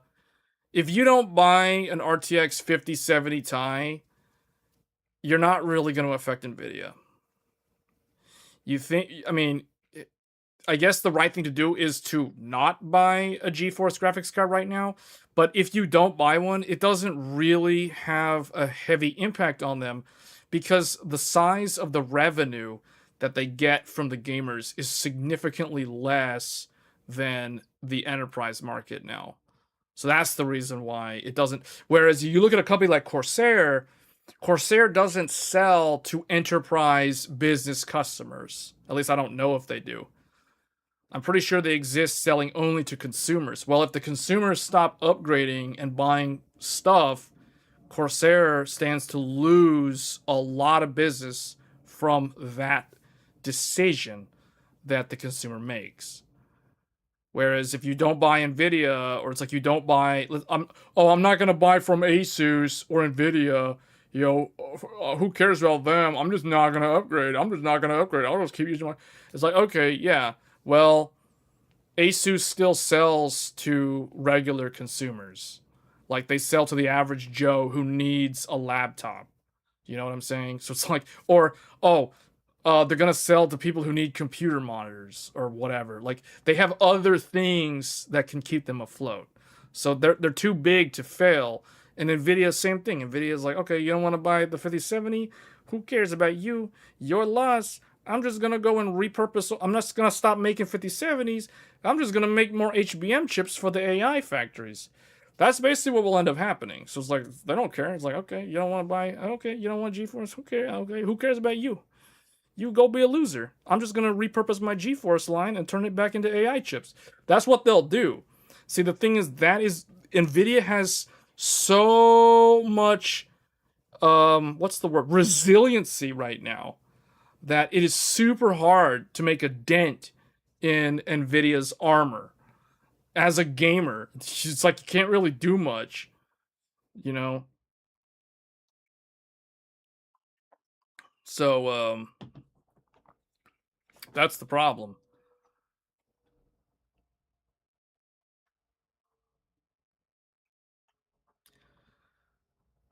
uh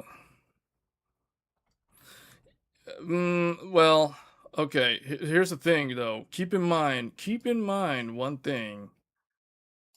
if if AI has to be repurposed, like hypothetically, if AI takes a downturn and and let's say they're having trouble getting enough people paying for the subscriptions, okay, it's like this one is AI.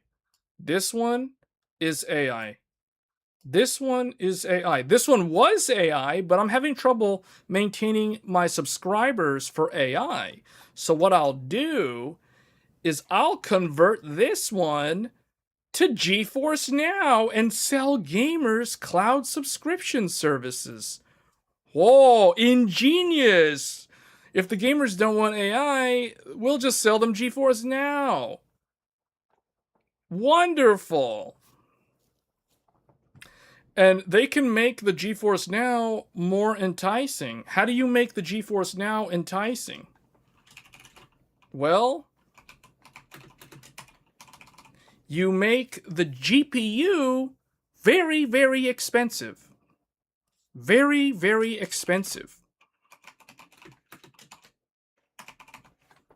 Like real expensive. You know what I mean? Just make the GPUs so expensive that the gamers can't really afford them, forcing them to pay for GeForce Now.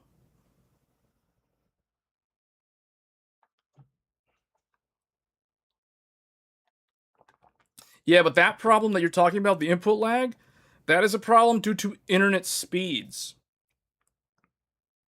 The internet speeds. So it's like the way they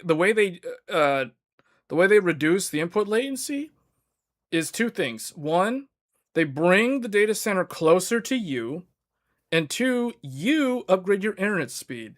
That's basically what they'll do. I mean, that's the answer.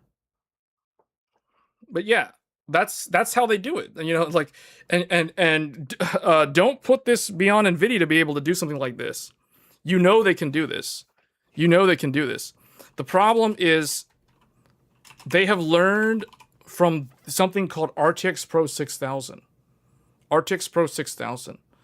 I know 3 or 4 individuals that have approached me asking me if they should buy the RTX Pro 6000. One of them actually watches the stream. But there are others that have also approached me about purchasing an RTX Pro 6000. And this I find quite scary, because I'm thinking, if these regular consumers are considering, the fact that they're considering paying that much money for a graphics card from nvidia, that is some scary stuff. To go that far, to give nvidia that much money as a consumer, not as a business, but as a consumer. You're going to give them the amount of money you could use to buy a used car. But nvidia, I'm pretty sure, I'm fairly confident that this experiment with this RTX Pro 6000 has taught nvidia that there is an amount of consumers / enthusiasts, as small as that amount may be, but the fact that I have seen the RTX Pro 6000 continue to sell at Micro Center and Newegg, but definitely Micro Center, is scary. That is the scary reality, that if regular consumers are willing to spend that much money on an RTX Pro 6000, you know that means that when the 60 series comes out, we're going to be looking at another price bump. A big one. A big one. You can bet there's going to be a massive price increase on RTX 60 series next year. Because if there's enough individuals willing to spend that much money on an RTX Pro 6000 at the individual consumer level, not at a business level, that is some scary stuff. That takes the gamers to a very dark place in terms of the gaming industry, because this makes things even less affordable for the average consumer who wants to be in this hobby. And I just don't like to think about the long-term effects that could have on the PC gaming industry, at least at the enthusiast level.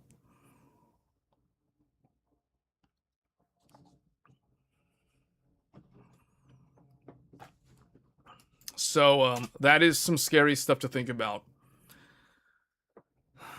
Because I've noticed that the value you're getting from GeForce in particular feels like it's gotten less and less and less over the years. It's like, okay, yeah, DLSS has gotten better, but is DLSS truly the thing that gamers need? That is the question. Is DLSS truly the thing that gamers need or want? Did they want this from the beginning? I think PC gamers may have forgotten what the original, like, what was the thing that got you hyped up about a computer upgrade. It certainly doesn't feel like you're getting the kind of value you got a decade ago from nvidia. This is one of the reasons why I decided to revisit the GTX 1080 SLI, because that was probably the last time it felt like you were getting true value from the GeForce brand. Ever since RTX replaced GTX, I feel like GeForce, in terms of value, has actually just gone down. It's actually regressed. It has only gotten more expensive with less percentage uplifts compared to the previous generation. And part of that is because Moore's Law has slowed down dramatically. So it's like, yeah, there's a technology bottleneck there due to silicon physics limitations. So that's one thing. But the other thing is, how do you justify the prices if you're not providing the expected uplifts? You know what I'm saying? So, because clearly the 50 series was a failure. The 50 series was a failure. Why was the 50 series a failure? Why did the 50 series fail as a generation? Who could tell me why it was a failure? Why is RTX 50 series a failure? Like, it's a failure in terms of the generation. Like, why?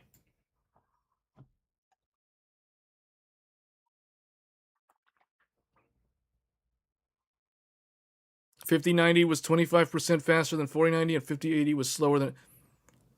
You got it. The 5080 is the answer.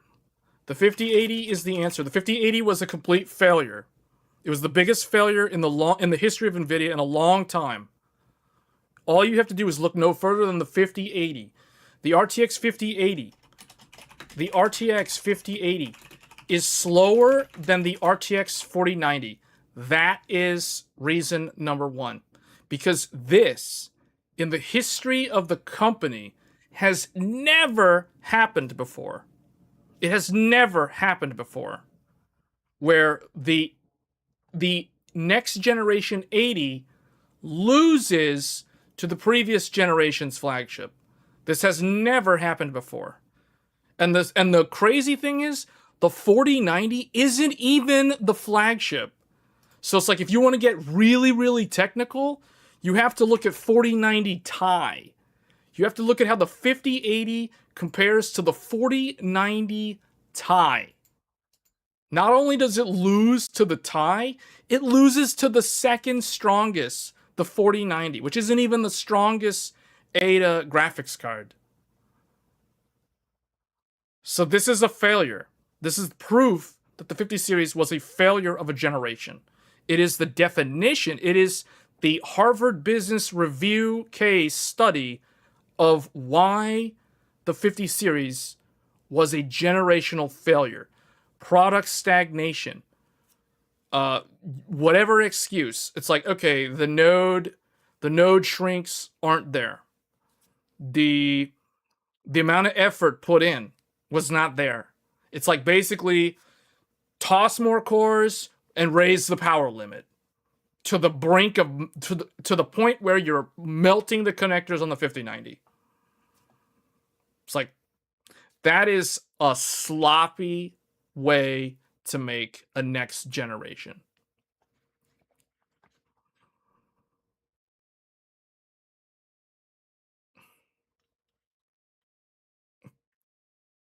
What, COVID? This has nothing to do with COVID. Yeah. No more PhysX. No, that was another one. No more PhysX. No more PhysX. No more PhysX. Bad value. Too expensive. When I say bad value, I mean it's too expensive for what you're getting. Like, who wants to pay? Who likes paying $900 for a 5070 Ti? Who thinks that's good value? Who here thinks that paying about $1,000 for a what is it, a mid-range GPU is good value?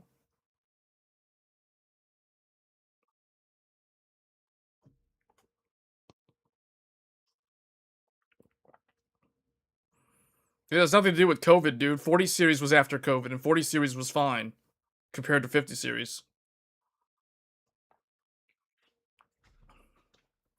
So, I mean, think about that. Bad value, more PhysX, no more PhysX support, and this is only one example. There's, if you dig into each GPU, you can see how they're all bad value, but this is like the biggest offender right here, because this has never happened. Like this. So, and here's the other thing too. It's like you remember when he gave his speech, and I said everyone's about to get brainwashed in the next 30 seconds. I called it, and everyone got brainwashed when he said, because I knew he was going to do it, and he did it, although it was super fake. But remember what he did. Remember what Jensen did. Who here remembers the famous thing that he did on stage at Computex 2025? What did he say? What did he say? RTX 4090 performance for 749 RTX 5070 Ti. Or no, he said 5070. What was it? No, 57. That was not what he said. What was it? 499 or something?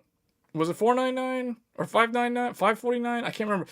RTX 5070. RTX 4090 performance for 540. Okay, thank you. That shows you how much I care about the RTX 5070. If I don't remember what it is, that means I literally don't know. I don't care at all about the GPU. That's how you know I'm not interested in the GPU. So for 549 RTX 5070, RTX 4090 performance, RTX 4090 1599 performance for 549 RTX 5070.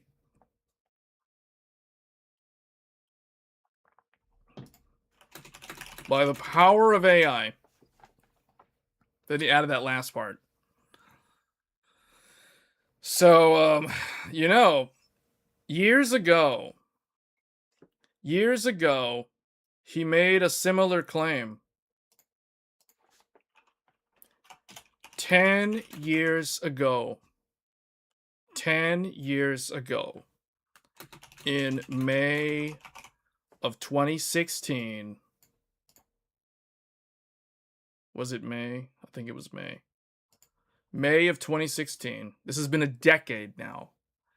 He got on stage and said, he announced GTX 1080, the new king.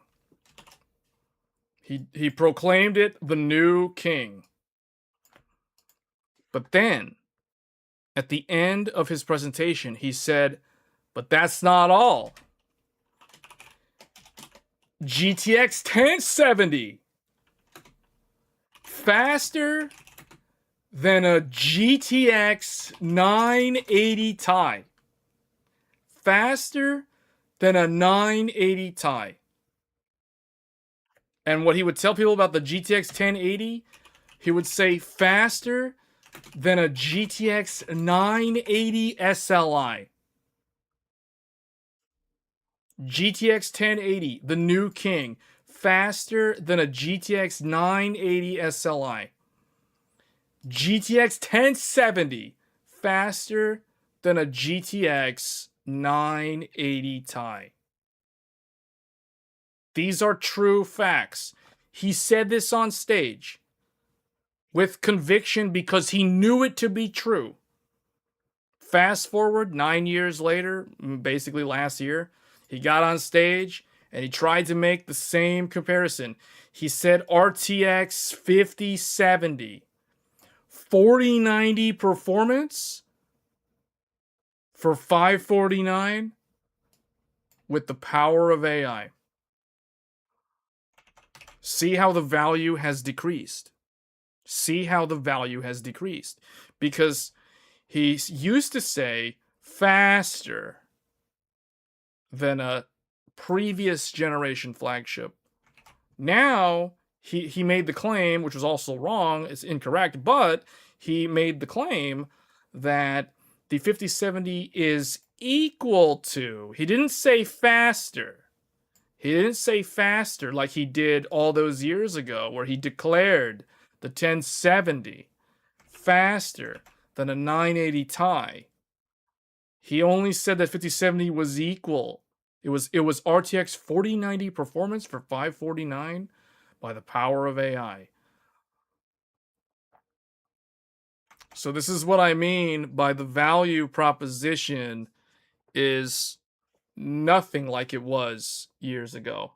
Ever since RTX, nvidia has not given us the same level of enthusiastic performance uplifts that we used to see from them. Instead, they've had to rely on AI. AI. So another theme of this stream is all about AI. Moving into the next era. So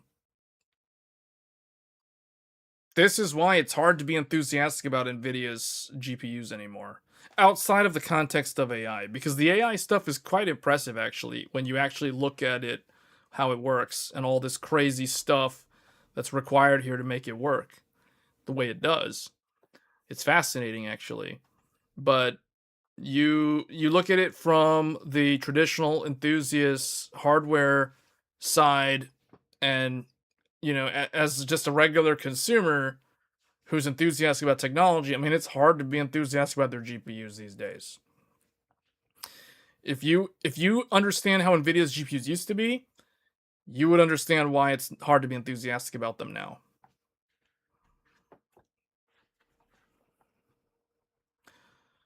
So every for the longest time, the 70 class, the next gen 70 class is faster than the previous flagship. This is a thing for NVIDIA. This is a thing. The next gen 70 class is faster than the previous flagship. You know what that means? That's the reason why Jensen dared to make that comparison is because of this historical fact. You go look at any graphics card from the last decade. You go look at the let's go look at well we already showed GTX 1070. We'll go look at GTX 970 versus GTX 780 Ti. 970 was faster than 780 Ti. So, and then you go look at GTX 770 versus GTX there was no 680 Ti. So it would just be 680. Well, that's kind of a rebrand, so we won't really include that one. GTX, what was it? 470 versus GTX 280 or something? I mean, basically, all you got to do is go look at the comparisons of some of these older GPUs from NVIDIA. Go look at the 87 or the 6700 or whatever, the old I forget what it was. The 9800 GTX. What was the 9700 GT? 9700 GT versus whatever the previous one was, the 6800 Ultra or whatever. So this was like a thing, because this is a thing that their engineers strive to do. Their engineers used to actually do this every single generation. But now it's okay, it's like, yeah, it's not actually faster. We can pretend it's faster, though, using copious amounts of AI and frame gen. It's like we can pretend, we can hype it up and make it sound like it's faster, but you know,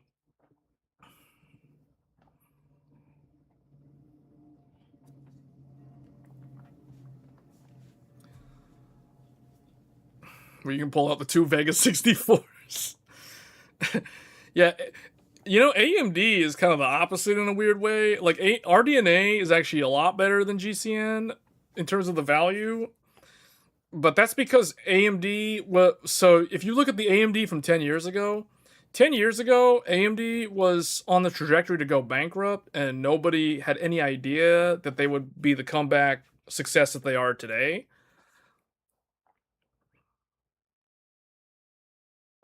So, yeah, that's kind of a. We're not really going to talk about them here because it's kind of not related. The history of that company is very, very different from NVIDIA, so it's not really relevant. But you look at all this, how things have changed, and how it's kind of, I don't know. I don't want to say it's ruined the enthusiast market, but it's on that way. It's certainly showing signs. There's some signs that that the enthusiast PC market could be at risk of deteriorating further, especially with next generation. So anyway, I think, how far are we into the stream? Okay, so 2 hours. We've talked about all the AI. One thing that I didn't really mention, which was the kind of the purpose of what I wanted to talk about, was the agentic era. So a lot of people keep talking about AI as a bubble. Let's shed some light on, I guess, I want to clean this up. Let's just remove all this stuff. What else did I do? A monthly token allowance. I'll just delete that. Let's delete this too.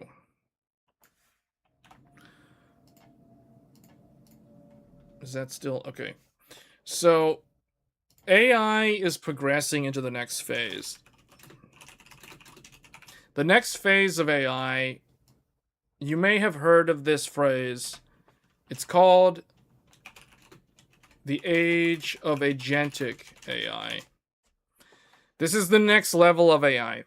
So AI is basically not going away, because now they've created a new way of utilizing all this infrastructure that they're building.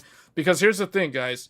If you're going to spend billions and billions of dollars on all this equipment, and you're going to con a bunch of rural communities into taking their water and their electricity and raising their electric rate and using all their natural gas, if you're going to go through all that effort to do all that, You better, at the very least, you better somehow justify the reason for having all of this stuff.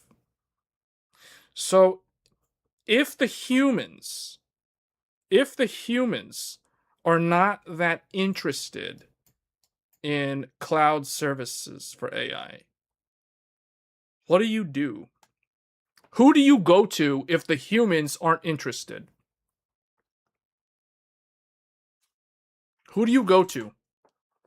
You guys tell me. Put yourself in the shoes of whoever this is that runs this AI factory.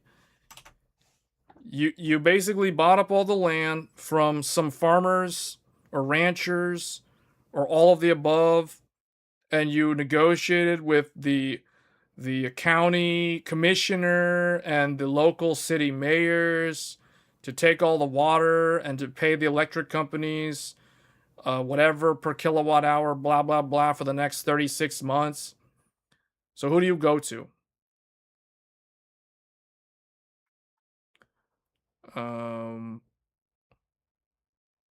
Other corporations. Okay, that's one. That's definitely one of them.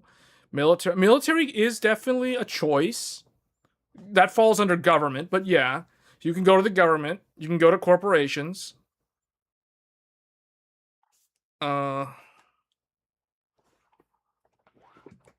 Business to business. Business to business is one way though. Business to business is actually one way. That's one of the things. But here's the thing. You basically don't go to humans, at least not directly. You go to humans, but it's indirect. You go to AI. So the first age of AI is human and AI. Human and AI, or like humans interacting with AI. Basically, humans using the AI tools, like interacting with ChatGPT, asking it questions, using it to enhance search results in a search engine, these kind of things, or assisting a human with doing a specific task, augmenting a job task. That is the first age of AI. But the second age is AI and AI. So you just basically go to AI. So instead of going to humans, you go to AI.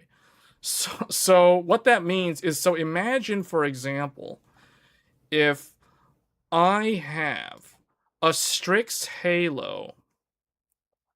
Let's say I have a Strix Halo. So let's say Strix Halo is a local AI box.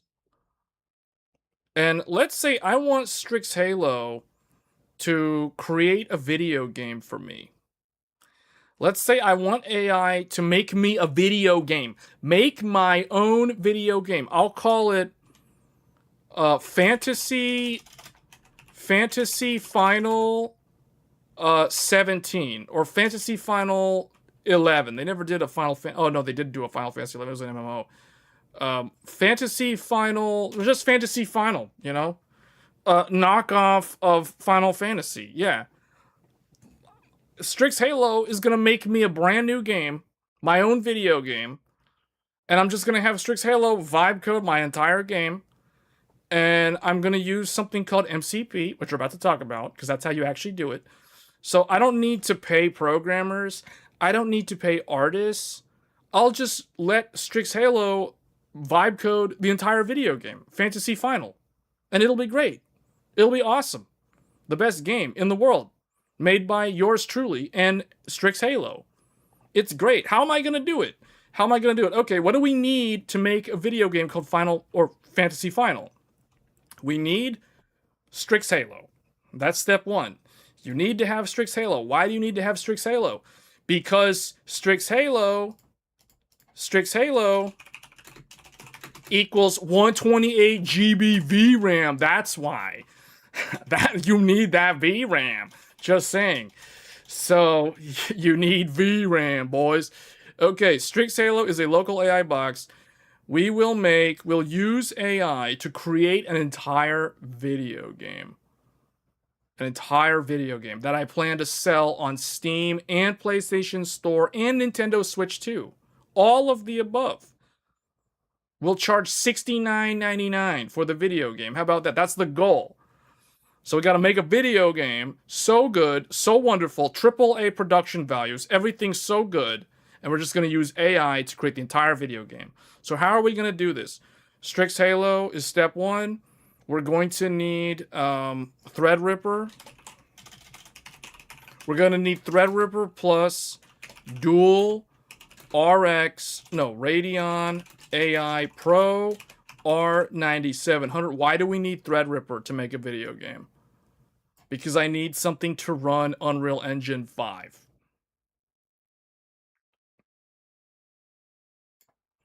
We're going to use Unreal Engine 5. Use UE5. So it's like how to use AI to make a video game for money. How to use AI to make a video game for money. Step 1, Strix Halo. Step 2, Threadripper with some kind of GPUs that give you a lot of VRAM. So it's like you need that's 64 GB VRAM. 64 GB VRAM. Dual Radeons, 32 times 2, that's 64 GB VRAM. We're going to need this for AI. We're also going to need this for Unreal Engine 5. We're going to use Unreal Engine 5 to make the video game, because Unreal Engine 5 you can just download it from Epic Game Store. It's so easy. Let's just do that. Okay. What else do we need? So here's the thing, guys. I'm going to need one of these clouds. I'm going to need one of the clouds, because none of the AI models that are locally on-prem are big enough or smart enough to debug the game. That's where Claude comes in. So we're going to have to hire Claude as a contractor. So my employees are Strix Halo and Threadripper. These are my virtual employees. Yes, virtual employees. Employee number 1, Strix Halo, and employee number 2, Threadripper. And the two of them are going to work together to create the best video game ever made. This video game is going to be so much better than GTA. It ain't even funny. So now we need a contractor. So we need Claude Code. Claude Code. So we have 2 employees, Strix Halo and Threadripper, and we have a contractor, Claude Code, subscription based. So why? Because Claude Code is going to vibe code the game for us, because he's the expert. So vibe code the game, export to UE5, and then we need one more. Well, we actually need a couple other things. We need something called MCP. And this is where things get insane crazy. We need MCP to allow Claude Code, well, actually not necessarily Claude Code, but Strix Halo or Threadripper, one of them needs to utilize, probably Threadripper with the dual Radeons, to utilize MCP to go in. So Threadripper, my employee called Threadripper, will go into UE5 and automatically create the game using the vibe code from Claude and my supervision. So I become the supervisor. And basically, we will use Threadripper to create the game, basically using the MCP, go in. So instead of me having to go in Unreal Engine 5 myself and trying to figure out how to actually use UE5 to make a game, because I'm not a game developer, so I have no idea what I'm doing. Like, if I was in UE5 right now, I would be lost. I would be completely lost. I have no idea what I'm doing. So I'd literally be having to talk to Claude or use my Strix Halo or some kind of LLM to tell me what to do. How do you do this in UE5? How do I put the character in an environment? How do I put the environment 3D? Blah, blah, blah. How do I do the shaders? How do I add the ray tracing? How do I turn on Lumen? Like, it would take way too much time to learn how to do that. So I'm just going to tell the AI in Threadripper, hey, you know what? Just turn on MCP. You go and figure it out. You become the game developer because you are AI. And then it'll do it. It'll ask me like, what do you want me to do? Do you want the character to be in do you want me to build an outside environment, like an open world, like an Elden Ring? Or you want me to build an interior world more like closed, like Demon Souls? And for my first game, I'll just tell them, like just create something like Demon Souls that's really, really good. That's really cool. And the game needs to look fast, flashy, action-packed style. So Unreal Engine 5 already has a lot of the sample animations inside the engine already. So I'll just tell Threadripper, just pick some cool action stuff, like use a halberd or a sword or whatever, melee style weapons. Just pick whatever things is cool. Make it look cool. Make it look dark fantasy like Dark Souls. Just do whatever, and it'll just figure it out, man. AI, you'll be surprised. You'll be surprised. And if you don't like it, you just tell it, no, I don't like that one. Change it to more of like two-hand sword. Two-hand sword. I don't want to use a one-hand sword plus shield. Show me one with a two-handed sword. So then the AI will just go and change it. And so that's the thing, man. This is where we're going with agentic AI. And I think a lot of people don't realize this is actually where things are going. If you don't believe me, earlier this week, Epic Games presented the next version of Unreal Engine 5. It was Unreal Engine 5.8, and guess what? They added all the APIs for AI to hook in via the MCP. So when I saw that, I'm like, okay, I'm probably going to make a video game now. Because I don't need to know how to make any video games. I'll just tell the AI, like, I'll describe my game, declare how it should look, and let the AI iterate and figure it out. And if I don't like what it comes up with, I'll just say, oh no, change this one part of it. Oh no, change that environment. Oh no, change this thing. Change that thing. Crazy stuff, man. Crazy stuff. Crazy stuff.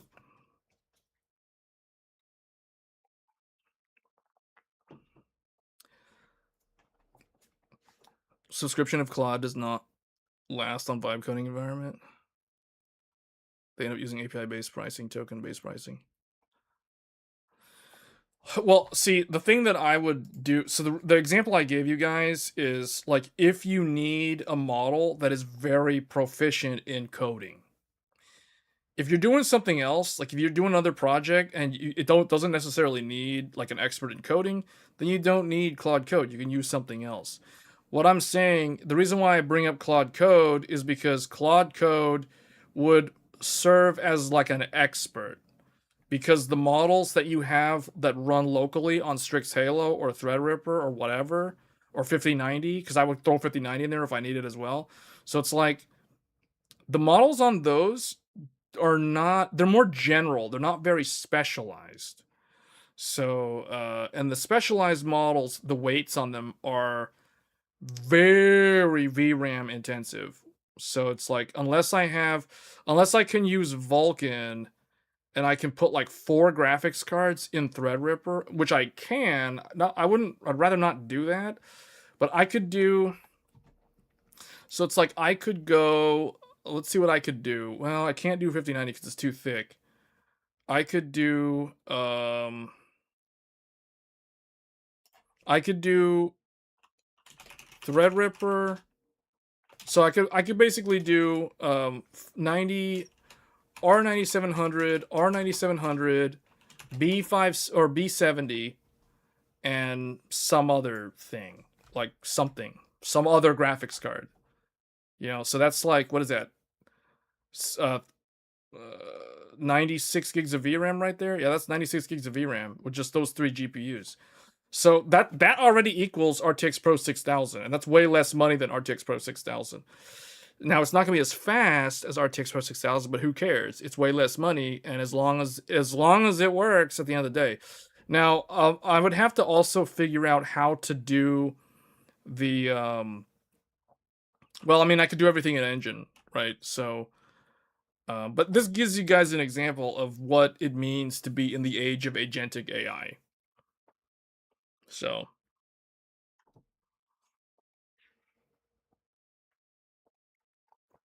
well, if it turns out that UE5 doesn't scale well with vibe coding, then I would just use Unity or something else. I don't think I would use AI to create my own game engine, although I think that would be a very, very good learning experience. I just don't think I want to dedicate the amount of cycles required to create the game engine. That's the reason why I was thinking, oh, I'll just use something off the shelf like UE5 and go from there. But if it's not good, then I would just go with something else. You know what I'm saying? So that just gives you the ideas, though. Like this is the sort of stuff that the age of agentic allows. It allows this type of stuff to be a reality. UE 5.8 came with direct integration with Claude and yeah, I know. See, that's exactly what I'm getting at. So you can use Claude Code or GPT's or OpenAI's codecs directly with UE5 now. Yeah, no, I know. I'm well aware of that. That's the whole reason why I brought this up, by the way. But if you want to do on-prem, you can do it locally, to my knowledge. I just have to look and see. It comes down to the APIs. At the end of the day, it's all about the APIs.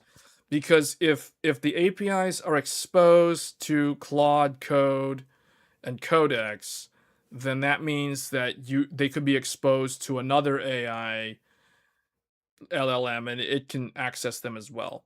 So that would be my plan. My plan would be to use my local AI to interface with the APIs of UE5. This is a reality because of something called MCP.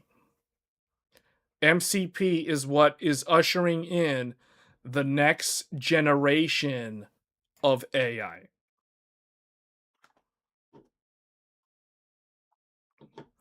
So another thing that I'll let you guys in on a little secret or a little pattern that I noticed recently. So PS1 equals UE1, PS2 equals UE2, PS3 equals UE3, PS4 equals UE4, PS5 equals UE5. So I can't help but think that that is more than a coincidence.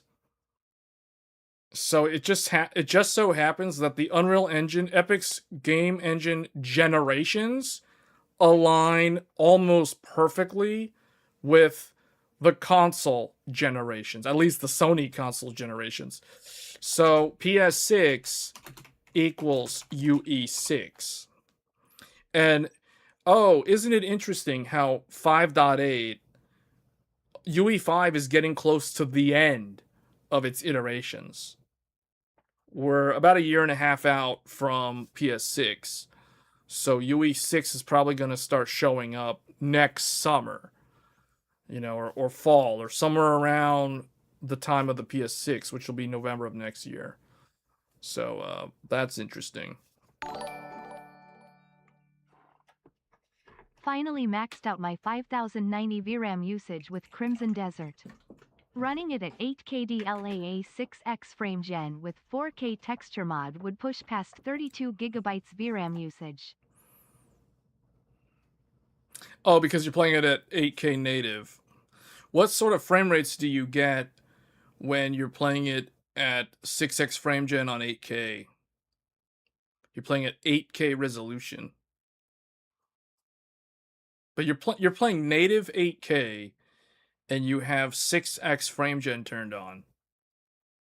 So what is the frame rate? And also, besides the frame rate, what is the normal frame rate like without the frame gen? Like, what does it actually run at 8K at on the 5090?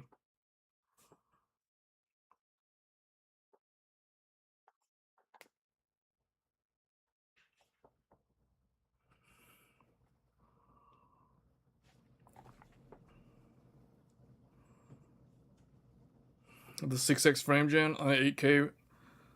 Is that an 8K TV or is that an 8K monitor? Yeah, man, I'm gonna test this stuff out. This is way too cool. Like all this stuff about the Unreal Engine with the APIs exposed for the AI. This opens the doors for someone like me, man. I'm not a game developer. That's the thing. Like I'm not a game developer, but if I can utilize this stuff, I can make a video game now. This is gonna be great. I'm gonna make a video game. This is gonna be awesome.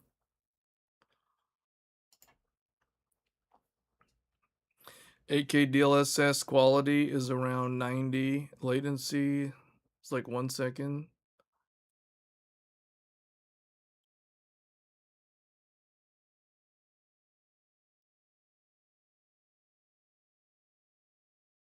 Well, isn't performance 4K? Performance 8K is equal to 4K.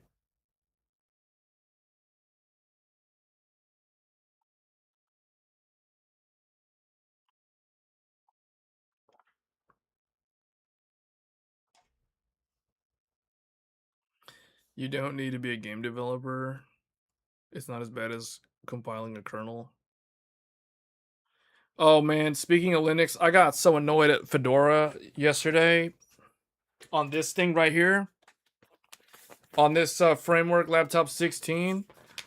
As you guys know, I use Fedora Linux on it. Man, I got so annoyed. Somehow the kernel, I merged something into the kernel for one of those. It was one of those.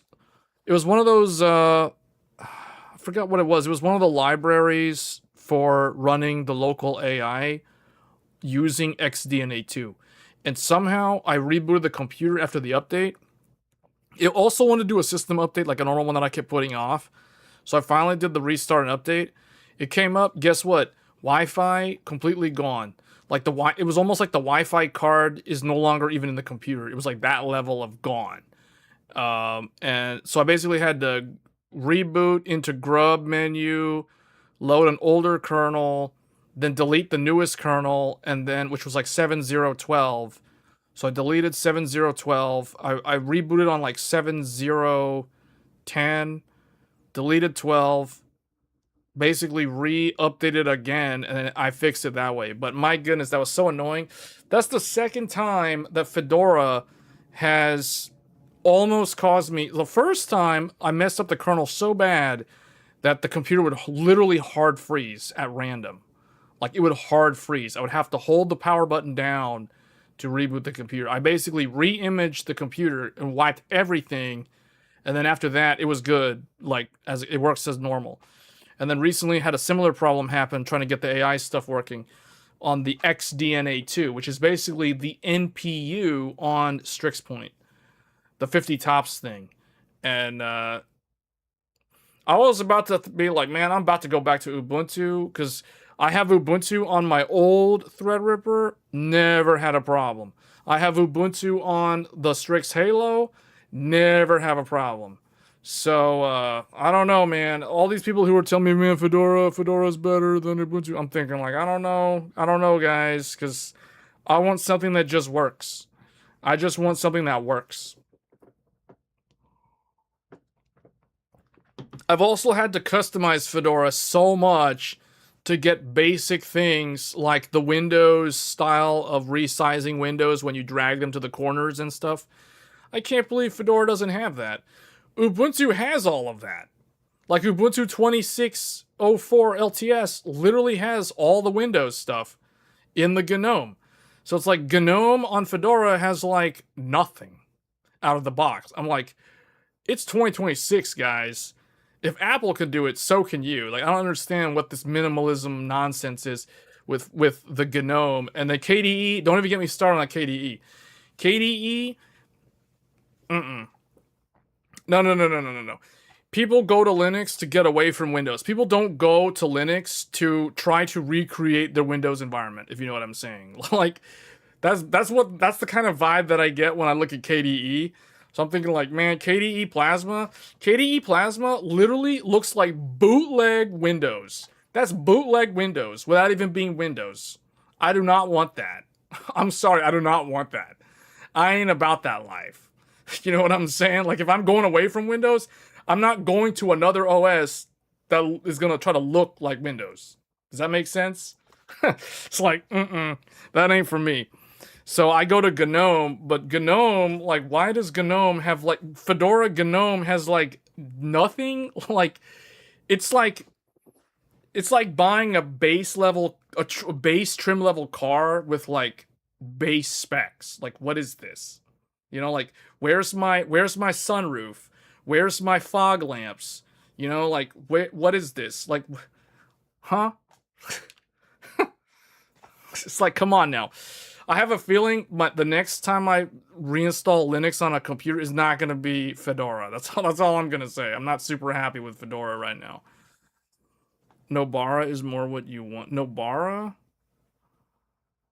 Out of the box for content creation? Nobara still doesn't have DaVinci Resolve, though. You know what I'm saying? Like, if it doesn't have DaVinci Resolve, I don't know what it means by content creation. So far, none of the Linux distros that I've used actually work with DaVinci Resolve for video editing without any problems. Like, they either just don't work at all, or there are so many severe problems that it's like you can't even use it. Yeah, I know. Ubuntu doesn't have DaVinci Resolve either, but at least Ubuntu allows my Steam to run with hardware acceleration. Fedora, it's bugged out. If I want to use GPU acceleration on Steam in Fedora, I literally have to run Steam from the terminal. Like, I gotta run Steam from the console. I can't run it, like, I can't double click on the icon, or I can't, like, search Steam and hit enter. You know what I'm saying? Like, you open it up with GPU acceleration, it loads, and then it disappears. And you can't find it. It's like it's gone. Like, it doesn't show. It doesn't render. On Fedora, it doesn't render, even with the latest kernel. So you launch it from the console or the terminal or the CLI, whatever. You launch it that way, and then it shows up normally. So if I want to use it that way, then it works. But then I always have a debug window running. Like, I would prefer not to see the debug window all the time. So I go in and I disable GPU acceleration for web views in the interface settings, restart Steam, and then it works in Fedora. But on Ubuntu, it just straight up works, man. I don't got to do nothing. It just works. And these are the same AMD Mesa drivers. So I don't know what is up with Fedora. Like, to me, it is not better than Ubuntu.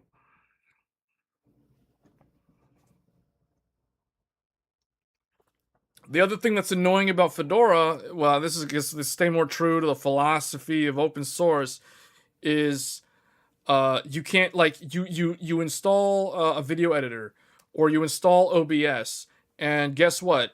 You get AV1 if your GPU supports it, and you get the open, you get like the Cisco H.264 open whatever codec. That's literally all you get. That's all you get with Fedora. If I do the same thing with Ubuntu, I get all the exact same codecs that I'm used to seeing in Windows. It's all just there. I don't have to Google how to install libraries or this and that, and or the like free or not free library, whatever. Bruh. You know, I like open source, but you know what? If it's going to prevent me from being productive, it is more of a hindrance than an enhancement. At that point, I don't care. I don't like it. See, I take a more practical approach when it comes to software. I just need something that works well, and I don't want to be restricted to the sort of software that's like there from day one. So I don't know. To me, Ubuntu has a much better approach. Ubuntu has a more pragmatic, the keyword is pragmatic approach. Whereas I feel like Fedora and these bare bone minimalist style Linux philosophy, whatever, open source this, closed source no, you know, these guys, I feel like I understand where they're coming from, but at the end of the day, like I said, if I can't get my work done properly or efficiently, then it defeats the whole purpose.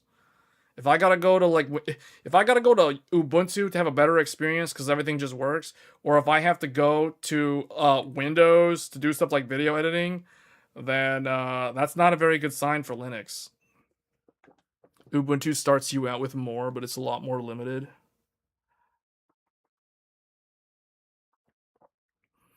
I don't know. I mean, so far Ubuntu doesn't really seem like it's a lot more limited.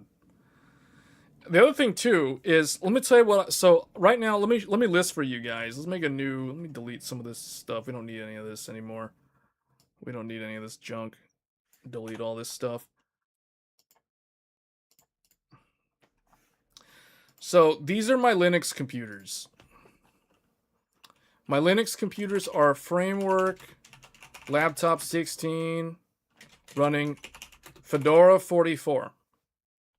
So this thing has Ryzen AI 9 HX 370 plus 890M.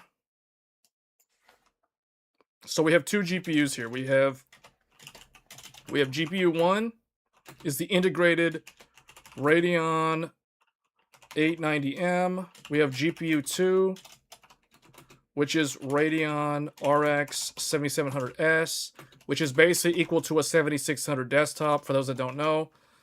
So that's the other GPU. So this is one thing. This is one of my Linux computers. RAM, 96 GB, 5600 DDR5. I bought this stuff last year when I paid $300 for this. And I am so glad I bought this for $300 last year at Micro Center. Oh man, you know how much it costs to buy this right now? Over $1,400 for this laptop RAM. So whoa. Okay, so this is one of my computers. Then I've got Framework Desktop. This thing is running Ubuntu LTS 2604. So the latest and greatest Ubuntu. The kernel is like 7 dot whatever. It's like the modern kernel. We're running a Ryzen AI Max 395 Plus. That's that Strix Halo with GPU Radeon 8060S. The 8060S or whatever. And then RAM 128 GB LP DDR5X at 8,000. So yeah, that's my other Linux computer. And then recently I have another Linux computer that I literally installed today. So my third Linux computer is a ThinkPad P51 from 2017. This is a 2017. This is a 2026. And this is a 2026. Okay, this is running. Guess what? Oh man, OpenSUSE. How do you spell tumbleweed? Which is the rolling distro. OpenSUSE Tumbleweed on an old ThinkPad from 2017. This thing has an Intel Core i7 7700HQ quad core 8 thread. It has integrated GPU, Intel HD Kaby Lake graphics. I don't know what it's called. GPU 2. Guess what? nvidia Quadro GM107. A GM107 with 4 GB. This is 8 GB. 8 GB VRAM. This is a 4 GB VRAM. So you guys tell me how much VRAM that is, or whatever that is. Someone better help me with this, because this is such an old GPU. I don't know what it is. Now, I had the hardest time today trying to figure out how to get. In fact, this computer is running AI like literal garbage. It claims that it can't use CUDA because even though I have an NVIDIA Quadro, professional NVIDIA Quadro, it's telling me it has to use Vulkan because CUDA is not supported. And it's like I installed the Linux and it says you're running something called new view driver. I'm like, new view? Like, what is this? Like, this is the most bootleg NVIDIA thing I've ever seen in my life. What is this? New view? New view.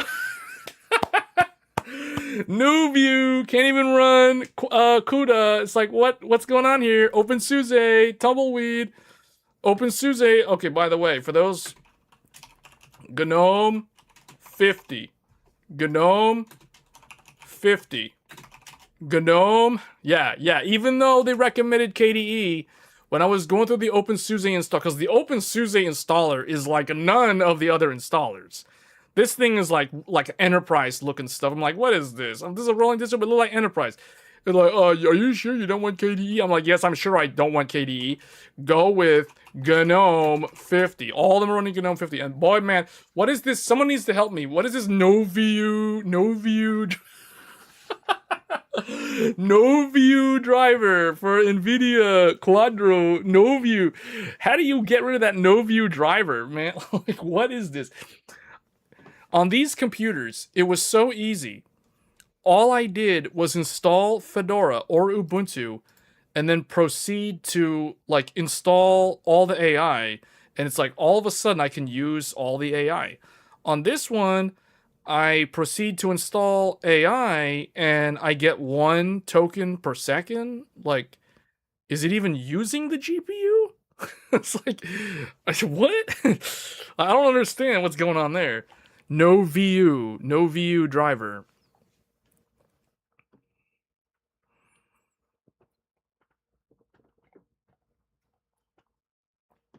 NewView. NewView is an open source reverse engineered NVIDIA driver. Don't use it if you want. Dude, that's what came installed with my OpenSUSE. OpenSUSE installed automatically. Just like the Mesa drivers for the Radeons. It's like, I don't know. It's like, apparently NVIDIA is something more difficult to figure out how to install, so.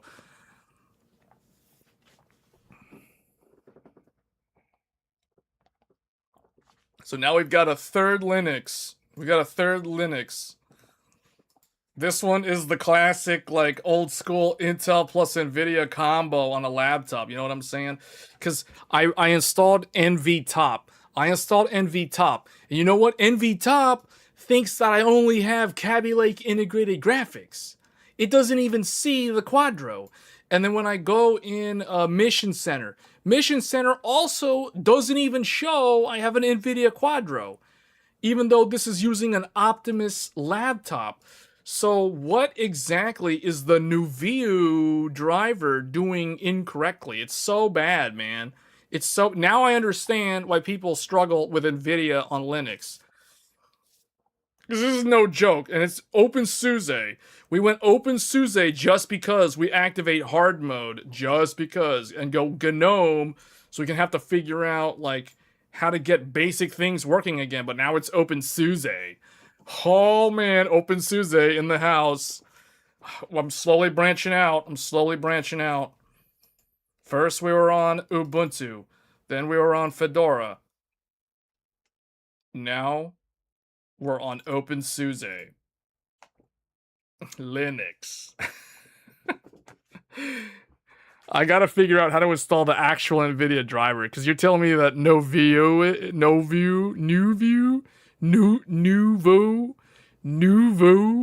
is reverse engineered NVIDIA. That's hilarious.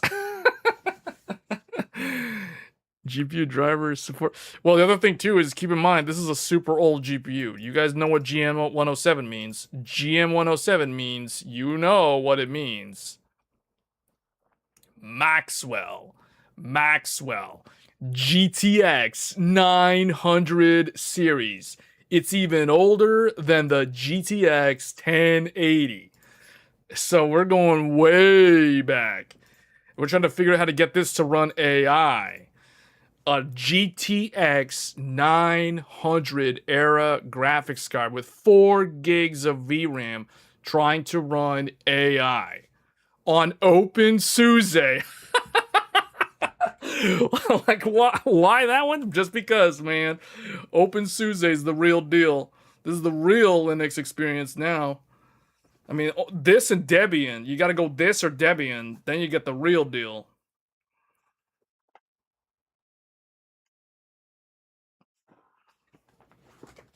So I don't know. I'm getting 1 token per second. I'm getting 1 token per second using Vulkan, and it says it's using Vulkan, but my CPU is at like 50% utilization when I'm running AI. So I suspect that it might actually be using CPU. So I don't know. It's kind of a mess. And this is the reason why I'm starting to like Ubuntu even more. You know why? Every time I Google something, it's like immediately it's telling me sudo apt.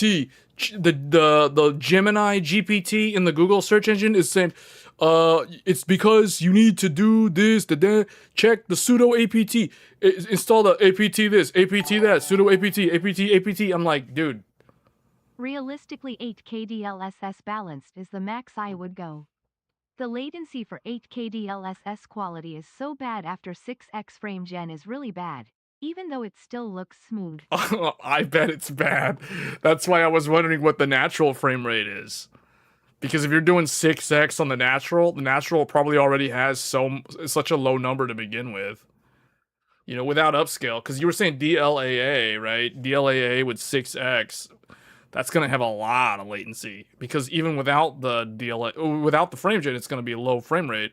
So that's a lot of synthetic frames. A lot.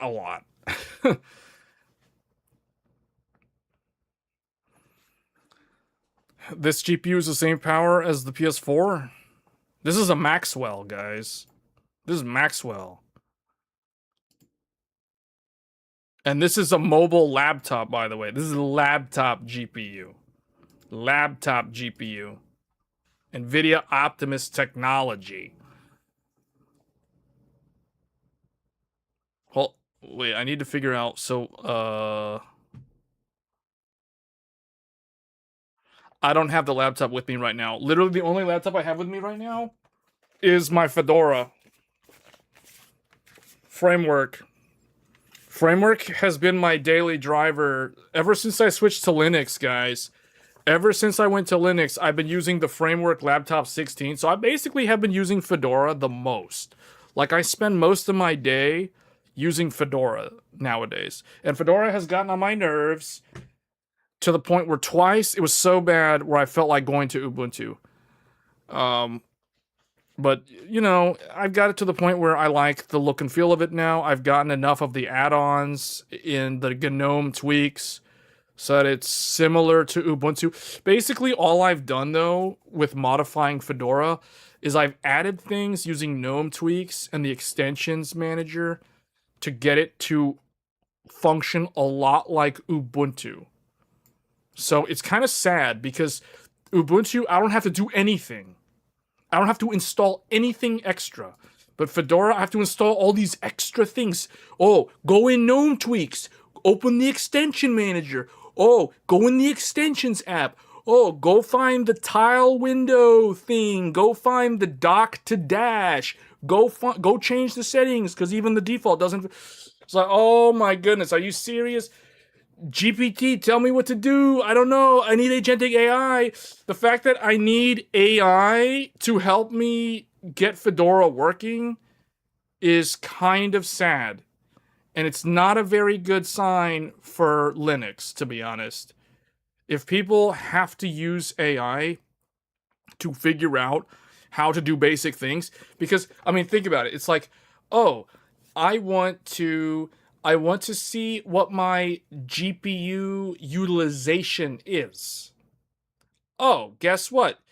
You have to either do some sudo, and then you Google it, and it's like sudo apt to get this thing, the NV top or whatever. It's like, oh, LSPCI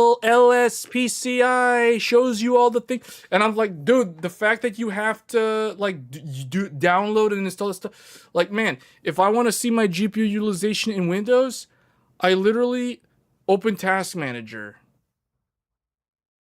Why do I have to install Mission Center in Linux to get similar functionality? To get a graphical representation of GPU utilization.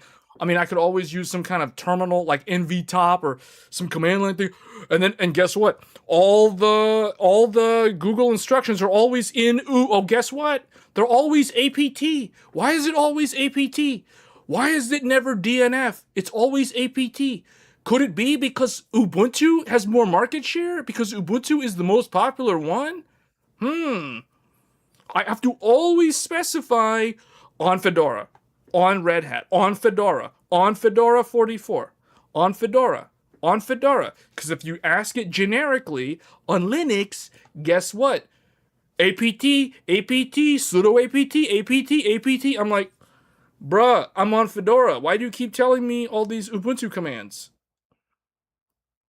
What is going on here? And let me tell you something. This SUSE makes it even worse. This is even worse. There's even less support. Because at least with Fedora, if you correct it, it immediately shows you DNF. DNF. Sometimes I don't even try to think about it. I just, instead, when I see APT, I immediately type DNF, and most of the time it actually works. You type the same command, sudo, instead of sudo apt blah blah blah, you do sudo DNF blah blah blah, and it works. But you go to OpenSUSE, oh no, DNF doesn't work, APT doesn't work, uh-oh, oh, now I think it's like zippy or something. It's like instead of DNF, it becomes zippy or zippy. Oh man, the disaggregated nature of Linux is such a double-edged sword. Yeah, zipper. Yeah, you're right. It's using zipper. Yeah. I figured that out today. Instead of DNF, I had to convert all my DNF to like zipper. Oh man. I've been trying to understand for the past week. I've been trying to understand, why do software developers prefer Mac and Linux? Like, why does everybody hate on Microsoft when it comes to the developers? Not all developers dislike Windows. A lot of them still use Windows, and usually it's because their employer forces them to use Windows for Active Directory reasons. You know what I'm saying? Like remote system management. Yes, Windows is very good at that. So if it was up to the developer, they'd probably be using some kind of either a MacBook or a Linux distro of their choice. You know, I've been trying to understand why, because they keep talking about, last year they were saying, oh, it's the year of the Linux desk or the Linux laptop or the Linux desktop, and now they're saying it's the year of the Linux laptop. Yeah, last year was the year of the Linux desktop. This year's the year of the Linux laptop, or something, whatever. You get what I'm saying? It's like, now I'm trying to understand, why do all these developers prefer Linux or just Unix-based shell commands or environments? Like, what is so bad about the Windows developers' experience? I've been trying to understand that for the past week. Development is just much better on Linux and Mac. Why, though? Why is it better, though? I've been trying to understand why it's better. I guess if all you're doing is coding, does it really make that much of a difference? You know what I'm saying? Like, if you're using VS Code, which is a Microsoft thing, by the way, why is Linux or Mac so preferred? You said it 30 seconds ago.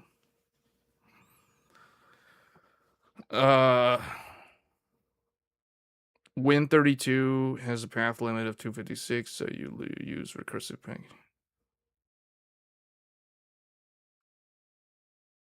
What's the What's the API path limit on Linux and Mac?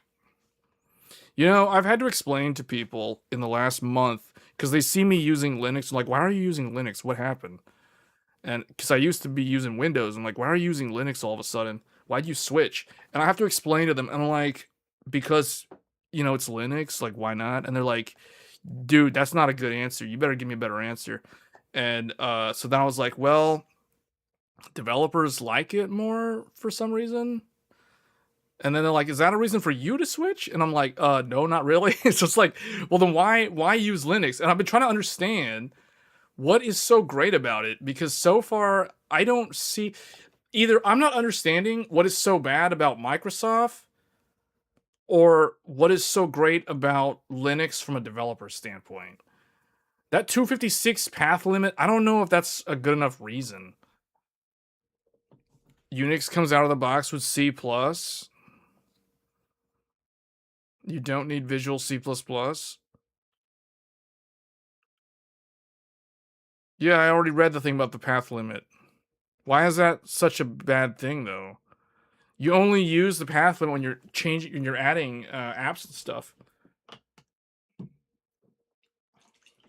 If you're using Python or Ruby or something all the time, like, why does that even really matter?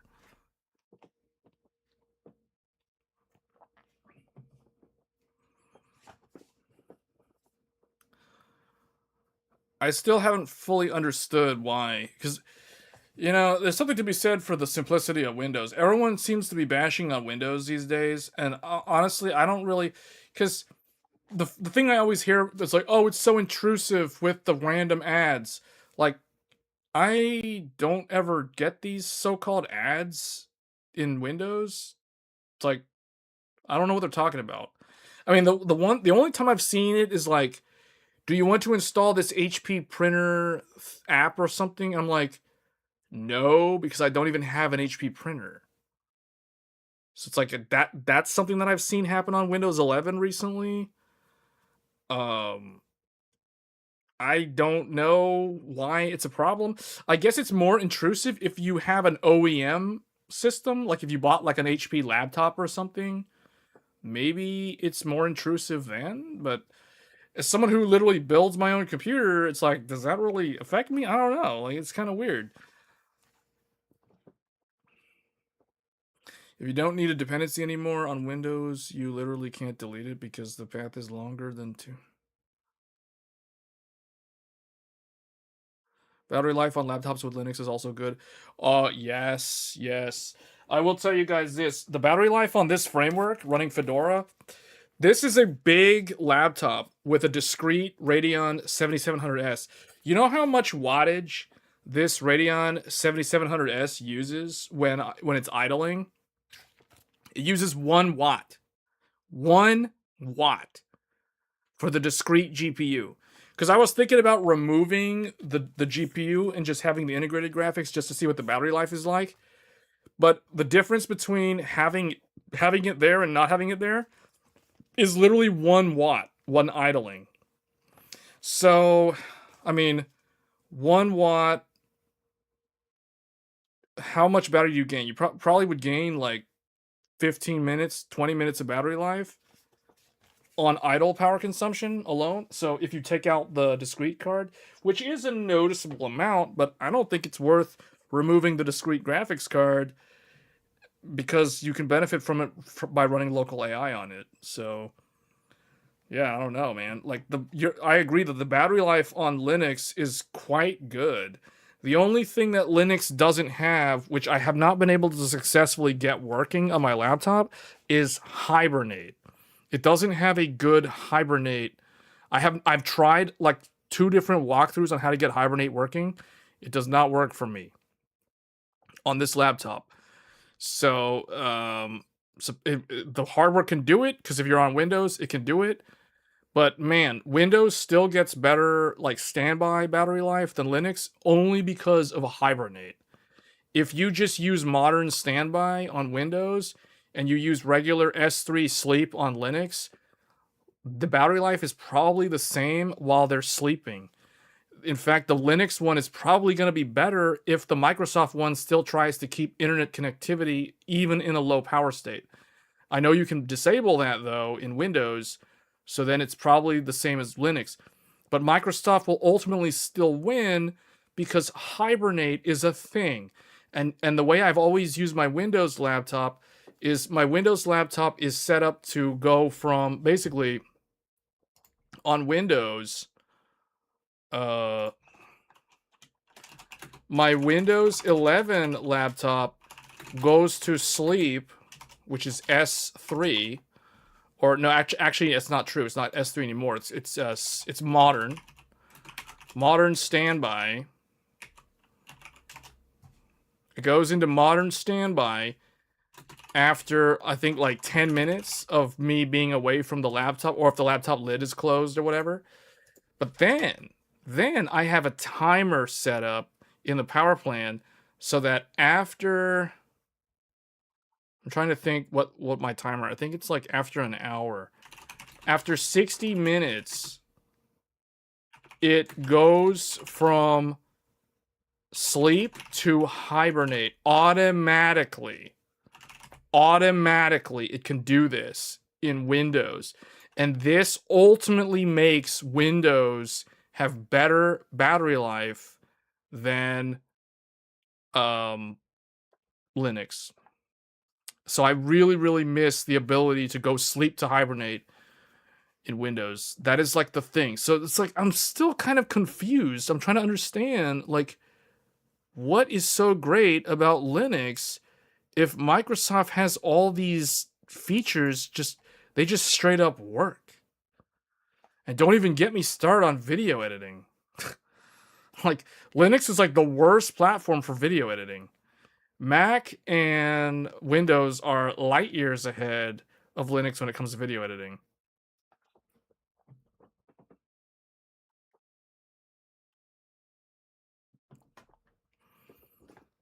Some only allow modern standby, no S3.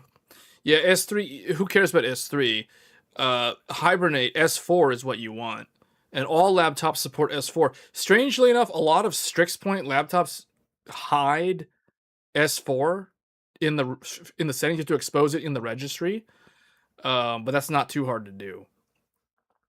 I basically have to do that with like every single laptop that I've gotten in the past like 5 years. I don't know why. Ever since Modern Standby came out, the laptop OEMs, they just hide Hibernate from the settings. Well, actually, no, they don't hide Hibernate. They do hide it, but it's very easy to get to show up. What they do hide is the ability to go from sleep, Modern Standby, into Hibernate after a certain amount of time has passed. So that requires a registry tweak to get working on Windows. But I do that for like all my laptops. Desktop, I only use S3. I never hibernate my desktop computers. Like the one that I'm using right now, when I walk away from it, it's going to go to sleep. It's going to stay in sleep until the next time I use it. But laptop, because of battery life, I really, really like Hibernate because Hibernate basically shuts the computer off, so your idle wattage is near 0 watts. It's really, really low. It's really low. It's like way less than 1 watt when you're in Hibernate. It's just enough trickle power to keep. Well, actually, no, that's not true because that's what Modern Standby is. No, it's off. It's off completely. So you get a lot better battery life if you use Hibernate on a laptop. And I'm probably going to have to revisit trying to get Hibernate working on Linux. I don't know why this is such a overlooked aspect of computers on Linux. Like, does anybody not understand how good Hibernate is with battery life? Like, on Linux? Like, I don't understand. Why is it not a thing? Like, I would think, like, by the time I finally switch over to Linux, I would expect Hibernate to be a normal thing, but it's not, apparently. So, from my point of view, it's going to be a long time before enough people decide to actually move off of Windows because of all these things that I'm bringing up. I'm bringing up reasons why people are not going to go to Linux. Video editing, but that's a specific niche. But even basic things like Hibernate. Everyone talks about Mac battery life. Yeah, Mac battery life is so good when you're using it on battery. But Mac sleep is not going to beat Hibernate. If I take a Mac and I go and like put it to sleep and I go put it in a closet for 30 days and I take a Windows laptop and I hibernate the laptop and I put it in the closet for 30 days, who do you think is going to have better battery life? You think a Mac can survive sleep for 30 days? That would be an interesting test. 1 month, no charging the battery, and it has to stay in sleep for 30 days. Can a Mac actually handle that for 30 days in sleep? Maybe. I'd be impressed. I could tell you Windows can. You can hibernate a laptop. I had a laptop hibernate for like almost 60 days. I discovered the laptop was still in hibernate. I woke it up. It was at like, I don't know, whatever it was like 30% battery life or whatever, but bruh. A lot of these people sleeping on the hibernate functionality of Windows.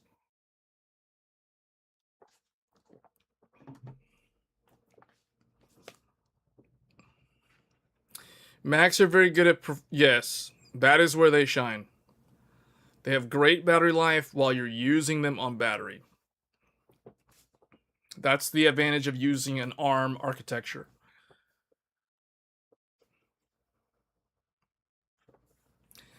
But dude, like this whole thing, because that's the thing about my framework laptop, because it's 100% Linux. I have not bothered to dual boot Windows on it, and I probably never will. I don't plan on.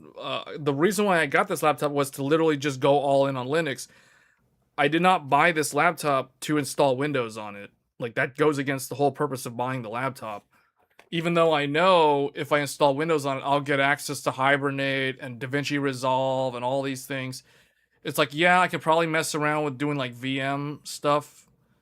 But the whole point was literally to never rely on Windows.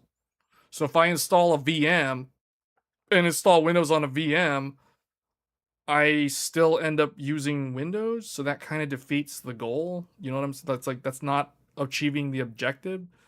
So it's like, how do you go 100% no Windows? Like, so far the experience, other than what I just said, lack of Hibernate, which is, I could probably figure out how to get it working, although I've tried twice and failed already, and the lack of like a good video editing software like DaVinci Resolve. Those are the only two major pain points that I've run into. Also, Fedora for some reason has an issue with Steam, like using GPU acceleration, but I guess that's like a thing that has to be patched out eventually. I don't have that problem with Ubuntu.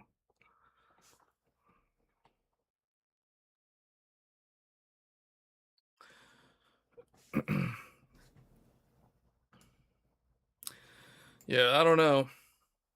Anyway, we talked about a bunch of things. Was there anything else in here? We talked about all the AI stuff. We're moving into the Agentic AI. I now have OpenSUSE on my old ThinkPad. Oh, I can't use my fingerprint reader.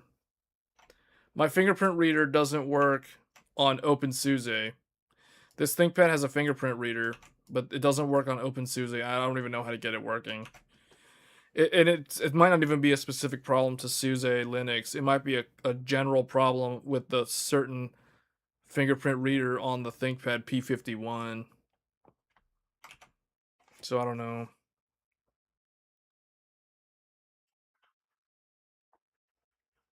I might have to look into that. I'm pretty sure I did not install Flatpak. No. I think I installed Flatpak the first time and then read online that it's better to use the RPM. No, I'm pretty sure I'm using RPM. Yeah, no, it's RPM. I'm using RPM Steam on Fedora. I'm using the .deb on Ubuntu. And I'm using the weird one is I installed the OpenSUSE Steam today, and it's not DNF, or it's not RPM, it's not a deb, obviously. It's another one. It's something weird. And it's not Flatpak either. It's like the special. It's the special Linux. It's like the special Linux thing for Steam for those that are not Debian or Red Hat based.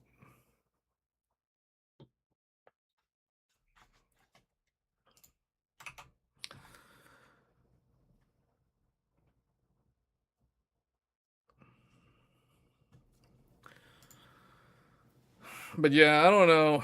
I tried to go away from Windows, and I find myself like every time I want to do something with video editing or anything that's using HEVC encode. Although I can do it now, I figured I got it on Fedora finally.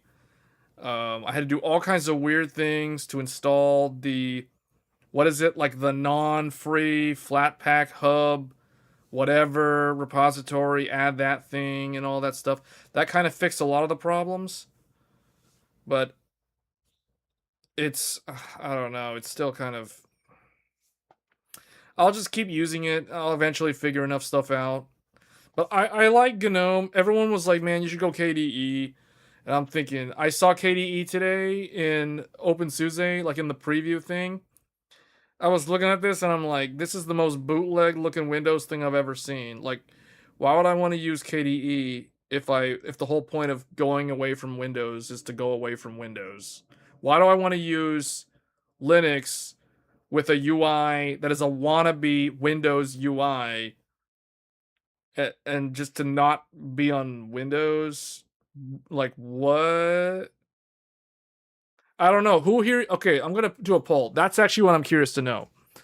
I'm curious to know which Linux UI do you use? GNOME, KDE. What's the other one? XCFE or some whatever, like XFCE. What are the different? Hold, let me ask this AI real quick. What are the different Linux UI styles? Does it even know what I mean when I say that? I'm using the 5090 to tell me the good ones. Okay, 5090 tells me GNOME, KDE Plasma, XFCE, and some random other things about Wayland, which has nothing to do with this. So XFCE, Hyper. Did it mention that? It would actually mentioned Hyperland, Sway, Awesome, W. What the heck? This AI knows that stuff? What? You know about this?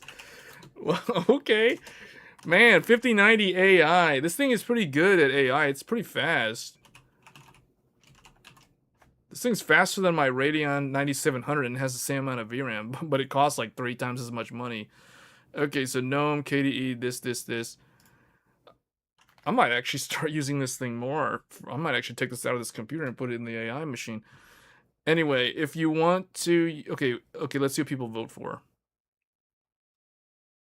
Man, if I could vote, I'm voting GNOME. I'm voting GNOME all the way, man. I ain't voting for those things. I don't even know what those other two are. XFCE, I don't even know what that is. Hyperland, I have no idea what that is. Let me see, what does AI say? AI says... Hold up, where's the... Look at this. I asked the AI, what are the different Linux UI styles? It thought about it for 5 seconds.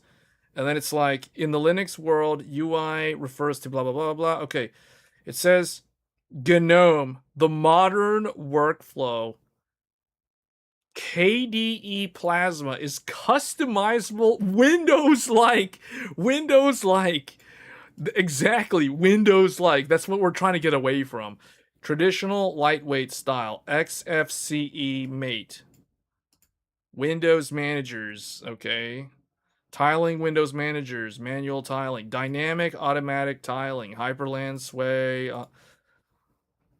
The rice culture? These are the models you use to see in Linux rice? What does that even mean? Like, I don't even know what that means. What? This AI knows about things that I don't even know about. Is it hallucinating or is that a real thing? Linux rice? I've never heard of that before. Man, this is the power of AI. Look at that, 117 tokens per second on an RTX 5090. Oh man. No wonder people want this thing for the AI. People have voted that KDE? Oh man, these people secretly like Windows. I know it. These people who secretly like Windows. The Windows sympathizers. Microsoft sympathizers behind the scenes using Linux. What is this? Microsoft sympathizers?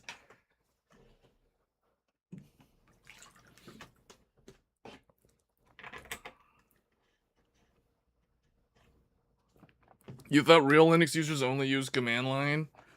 No, see those people. Those aren't Linux users. Those are Arch users, by the way.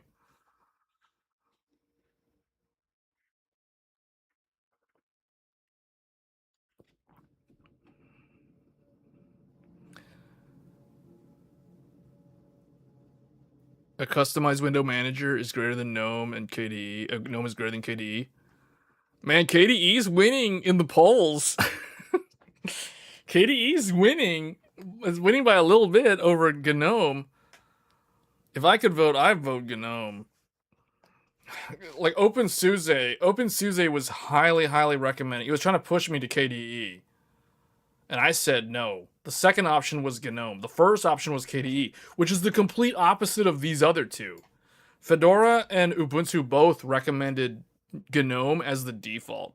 OpenSUSE was the only one that was telling me, hey man, KDE.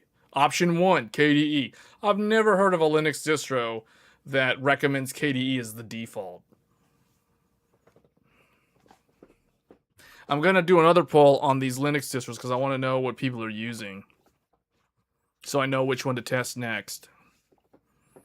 Everyone was recommending me. So, okay, a few months last year, people kept recommending that I use Kali Linux. I don't know why. I have no idea why. Now, recently, everyone's been recommending that I use OpenSUSE. So I finally decided to install OpenSUSE on my old computer. And I've been having a terrible experience so far with it. Not with well, I don't know if it's because every Google tutorial favors Ubuntu, so everything is in APT examples. So I just gotta like zipper everything. And then I gotta figure out how to do the NVIDIA driver.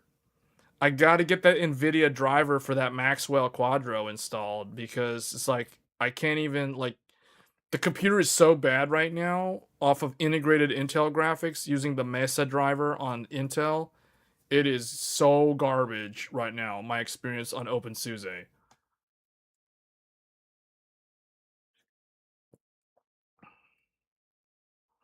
No, I had a bunch of people recommending me SUSE. They were like, if you.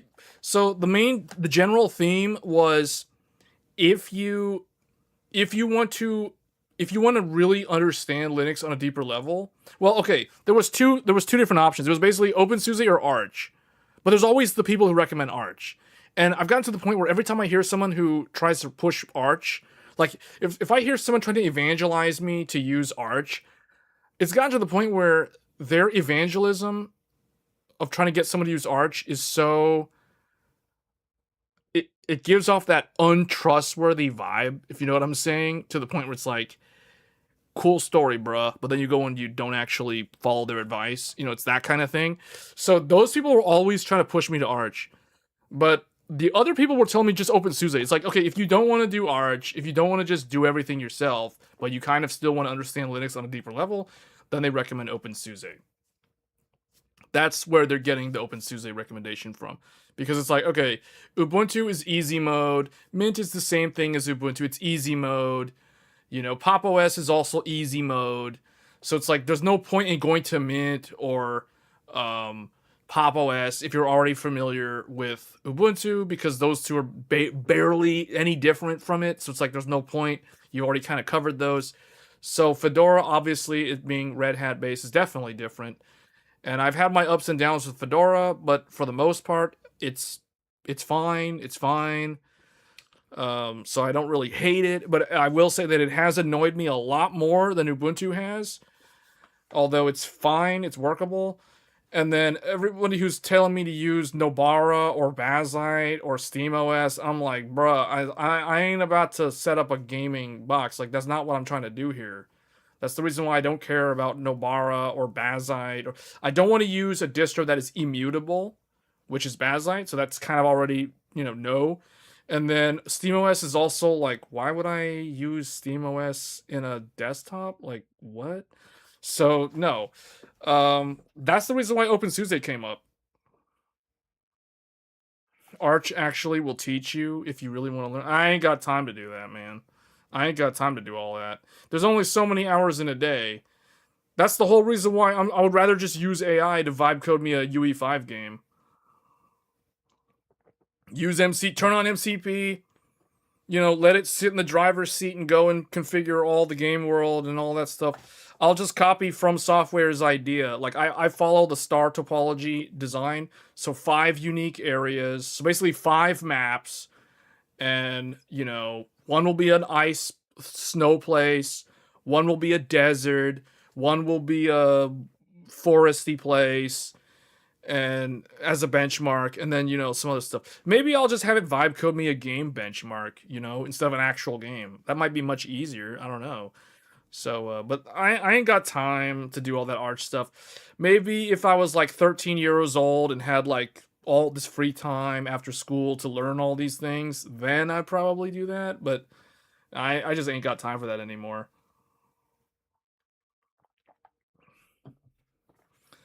So yeah.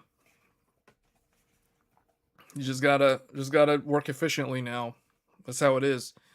So that's why people kept telling me OpenSUSE. They're like, man, you don't want to use Arch, because you don't have the cycles to spend on that. So, and you've already used Debian stuff with Ubuntu, so there's no point in trying another Debian distro. So that's why they're telling me OpenSUSE, because they're like, OpenSUSE is the only one that's quite different from the others. So, because it's not Red Hat, it's not Debian, it's its own thing, it's old school. So, and I was thinking of doing Leaf, like the LTS version of SUSE, and I looked into that, and it's like, man, the kernel on that is like 6.1.12 or whatever, and I'm like, that's so old. We gotta go with Tumbleweed, the rolling distro. You do realize SteamOS is... Yeah, that's why I'm not going to use SteamOS. I never said I was going to use SteamOS.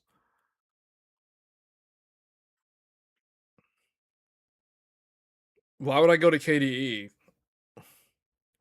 That'll be like the last thing I do. That'll be the last thing I would do. At some point, I will probably install Arch. Someday, I will probably install Arch, or some distro of Arch, and I may try it. We'll see. I gotta look into that. Okay, let's close this. GNOME and KDE tied. That's hilarious. I want to get your opinion on the distro.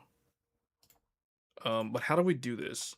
What distro should I try next? So because there's too many of them, I'll list the different like styles. So basically Arch, another Debian, another Red Hat,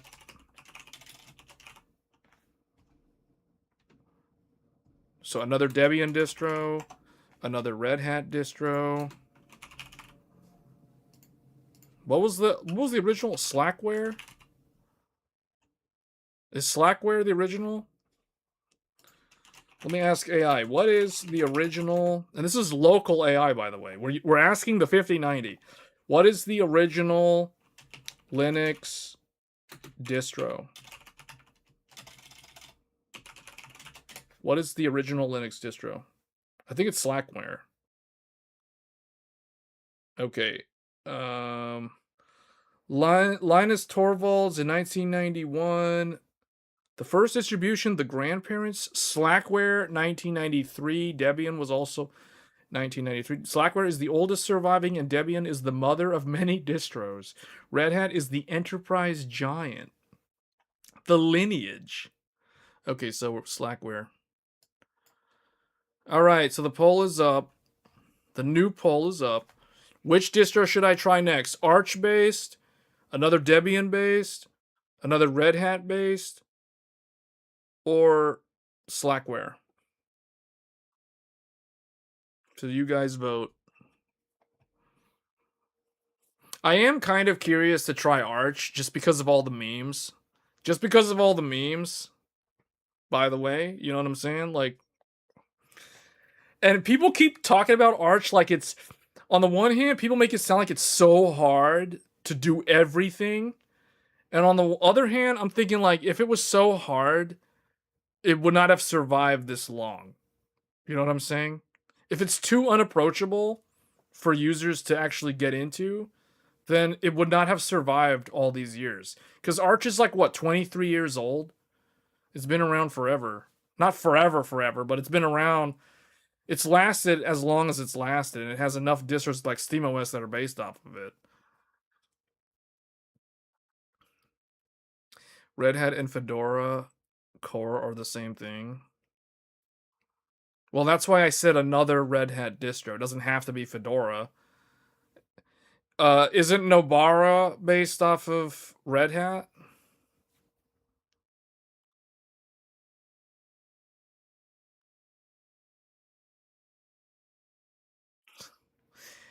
How is that any worse than Arch? The things that I've heard about Arch is that it's like you and a command line. it's like there's nothing. There's nothing. It's literally nothing. It's you and a command line. It's you and a terminal window. That's it. That's Arch. That's what people keep telling me about Arch. And how is that appealing? Like, I don't understand the appeal behind that, but okay. Especially in 2026. Because there's something called quality of life. I don't know how Arch is quality of life. I don't know how it equates to that. Vanilla Arch is an effort to install if you don't use the Arch install script. I don't know. I've heard so many like weird stories about Arch that I've kind of ignored it until now. But OpenSUSE is kind of annoying, but I think it's mainly because of the NVIDIA driver. Like, I basically have the no VU default driver. And based off of what you guys are telling me, this thing is like a Windows basic display driver. It's like a basic driver. You can't use CUDA, you can't play games. It's there to acknowledge that you have an NVIDIA GPU. So I need to figure out how to install the proprietary NVIDIA driver on this ancient Maxwell graphics card. On OpenSUSE, yes. Because we're making this harder than it needs to be. Nobara is glorious egg roll spin of Fedora. Oh, does that mean that it's basically no different from? See, I don't like that. I want a distro that's I want a distro that is something that I have not already experienced. So no DNF, no APT. I would rather not. People are voting for DNF and APT. That's hilarious. No one's voting Slackware. Has anyone ever even used Slackware? Use the original Linux, the original Unix. Oh, the original Unix. For a second I thought that was Slackware, but no. Why? What good is that? There's original Unix has like no modern. There's no modern libraries. Why would I do that?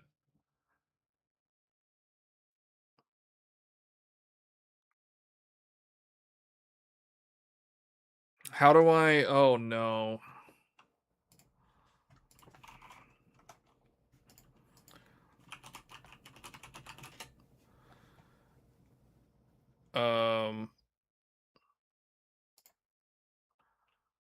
Okay.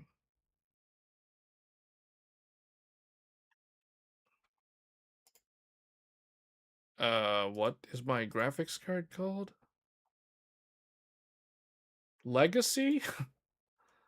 Legacy?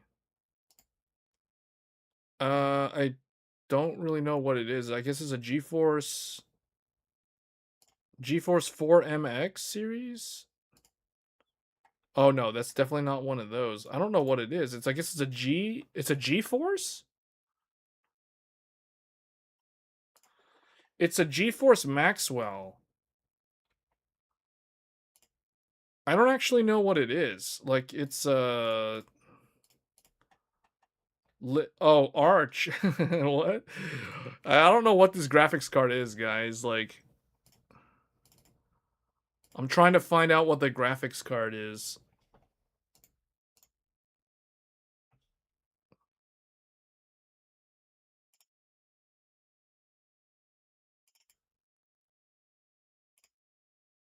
Hold on, where is the thing? See, look, I'm trying to figure out what my graphics card in that laptop is. Oh, GMM. It's a Quadro, isn't it?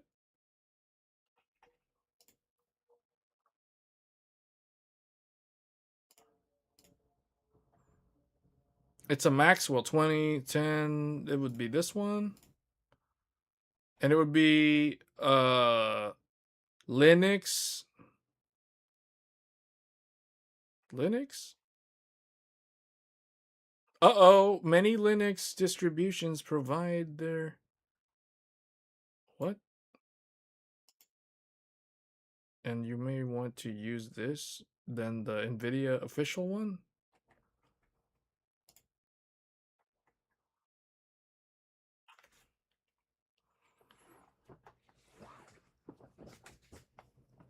I need to figure out what that GPU is even called though.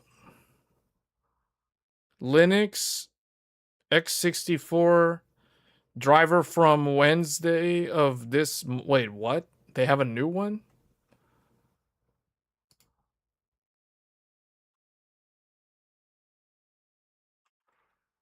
Hold on. Supported products. I think it's one of these. I'm not actually sure. It's a Quadro. It's not Turing. It's Maxwell. So it might not even be. I have a feeling it's not this. It's probably something else. Yeah, I don't know if this will work. I have to do more research on it. See, this is the problem with nvidia on Linux though. If you have like old nvidia, what do you do? Is it even better if you have old AMD though? Like what if I tried to install like what if I wanted to install Vega 64 on OpenSUSE? Would that actually work out of the box? Probably actually. I think GCN is supported in the Mesa driver.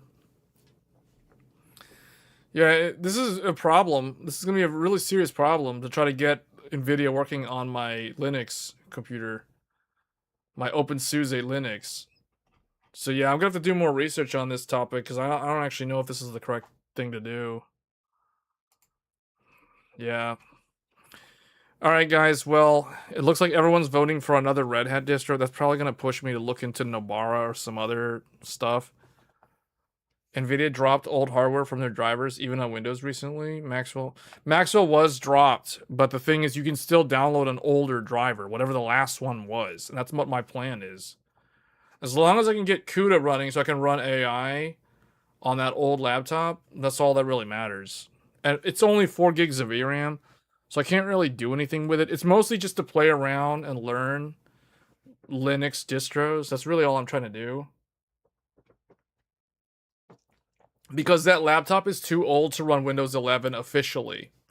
It's one of those laptops that you cannot officially install Windows 11 because Kaby Lake is not allowed. Intel, this is the hardware. This is not allowed per Microsoft to install Windows 11. The i7-7700HQ is not on the list. It, alongside first gen Ryzen, are the cutoff. Intel 8000 and Zen Plus are supported, but Intel 7000 and Zen 1 are not supported by Windows 11. So it's like, well, how do we breathe new life into this old laptop from 2017? Linux. That's the answer.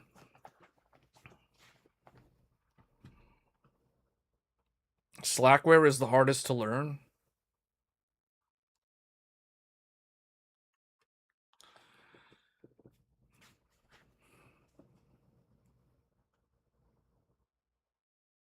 It was the oddball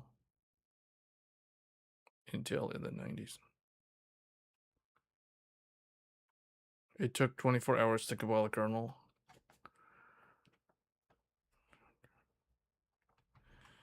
Oh yeah, like Linus Torvalds using Threadripper to install the modern or to compile the modern kernel.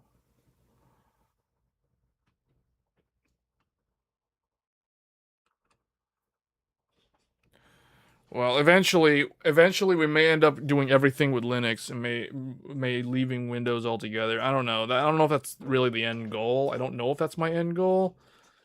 I still haven't really understood on the journey on my Linux journey. I'm still trying to understand like why developers prefer Linux over Windows.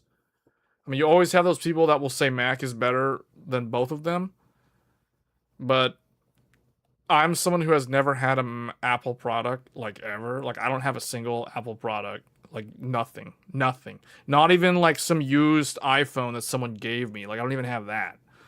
You know, like I may have like a 60 CD Sony hi-fi shelf system that a relative gave me years ago, but I don't have like I don't have an iPad, I don't have an iPhone, I don't have a MacBook, I don't have a Mac desktop, I don't have an iMac. I got none of that stuff. This is an Apple-free household.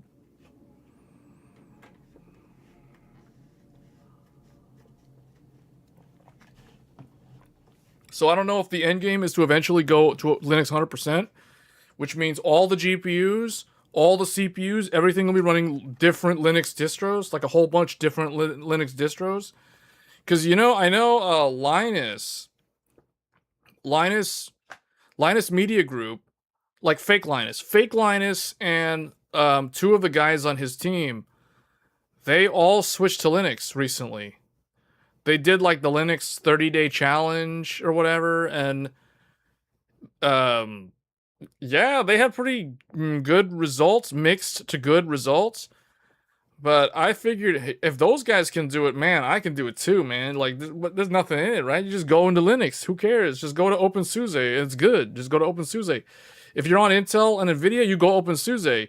If you're on AMD, you go Ubuntu. Or if you're on if you're on like AMD plus AMD or AMD plus NVIDIA, you go Fedora. That's usually what I always hear.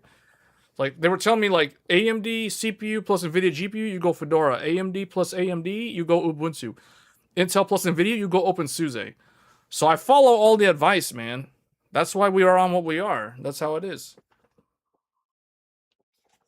Now, the one thing I haven't tested, I have not tested AMD plus Intel, like AMD CPU, Ryzen plus Intel Arc on Linux.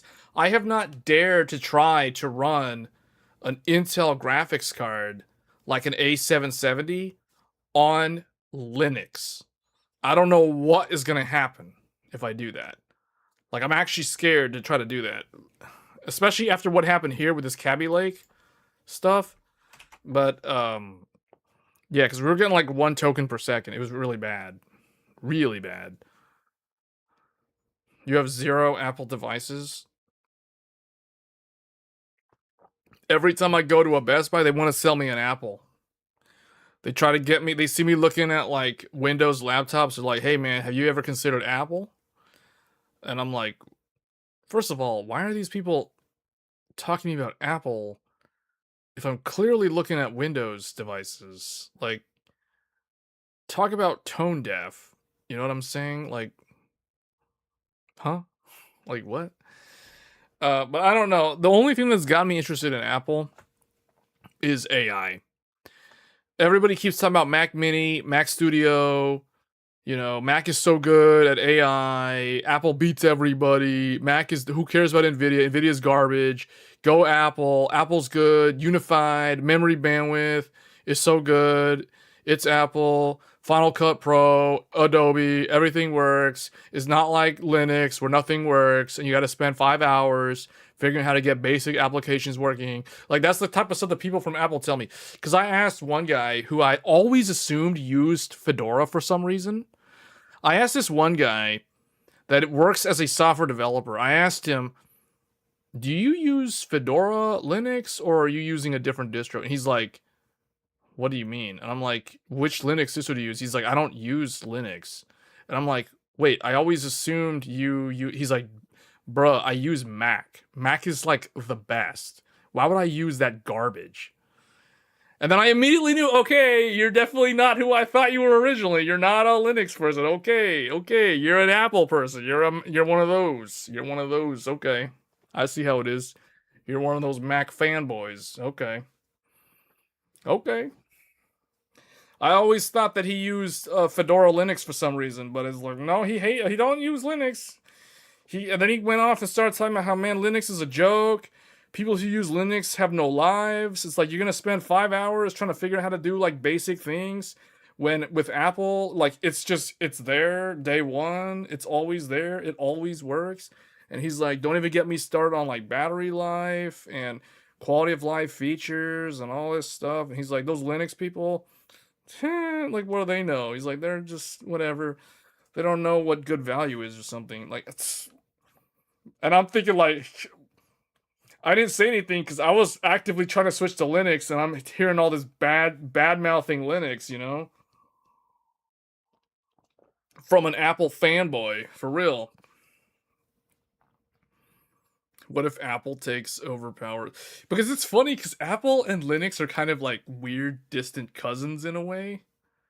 You know what I mean? Like, well, actually, Apple's like a distant relative to Linux, kind of, because they have that commonality with Unix. And all the Linux distros are like cousins to each other. Like, all the Debian children are all like Debian relatives, but like the Fedora, the Red Hats are kind of like a cousin to the Debians or whatever. You know what I'm saying? It has that kind of vibe. It's got that kind of vibe. But then you have Apple. And Apple's just kind of like this weird, distant cousin. This super snobby cousin. Or no, not cousin. Distant relative. Like, distant relative. And then you have Microsoft with Windows, which is like a completely different thing. Like, no blood relation, not even a distant relative at all. No Unix lineage, completely different, you know, completely separate bloodline. That is Windows.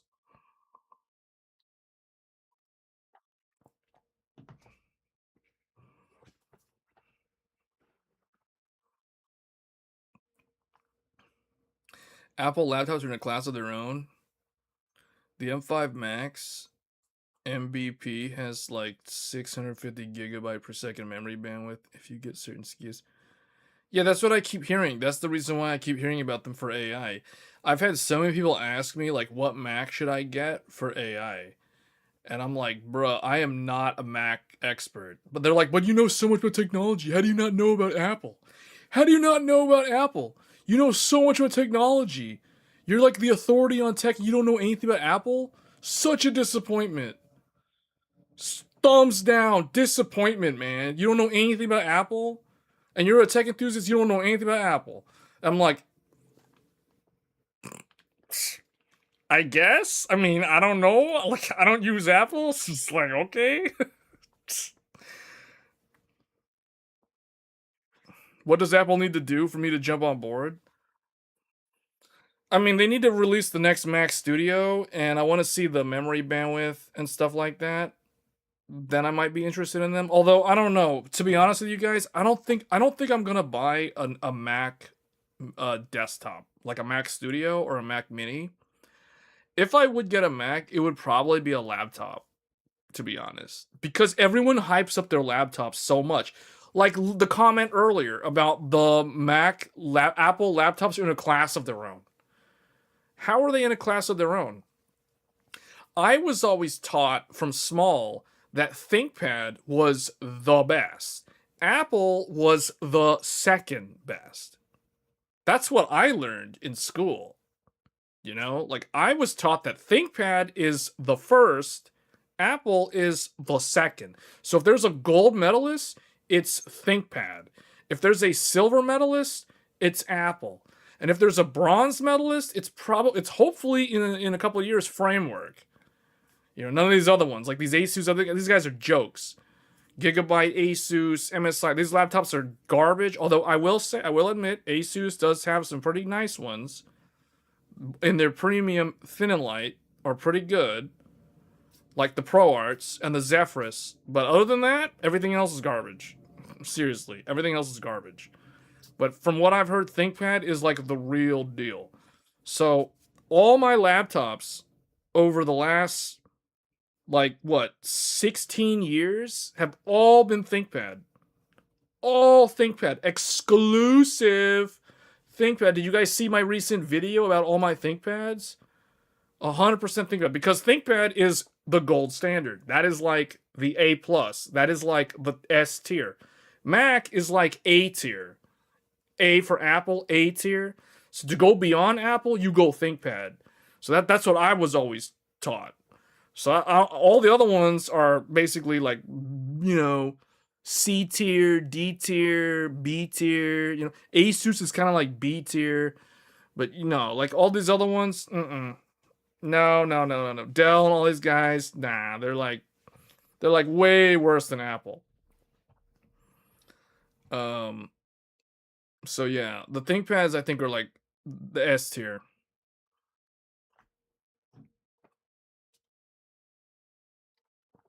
No, my first ThinkPad T500. T500. This thing is built like a tank. This thing still works today. This thing, the removable battery, this laptop is from the year 2010. And guess what? This thing's removable battery was a 54 watt hour battery. New. Today, it has 51 watt hours. Today. Full charge. 16-year-old battery in a 16-year-old laptop. 51 watt hours. After 16 years. 16 years. So it's like, no, this is the gold standard. The keyboard on this is still the best laptop keyboard I have ever used. None of these modern laptops even come close to the T500's keyboard. No flex.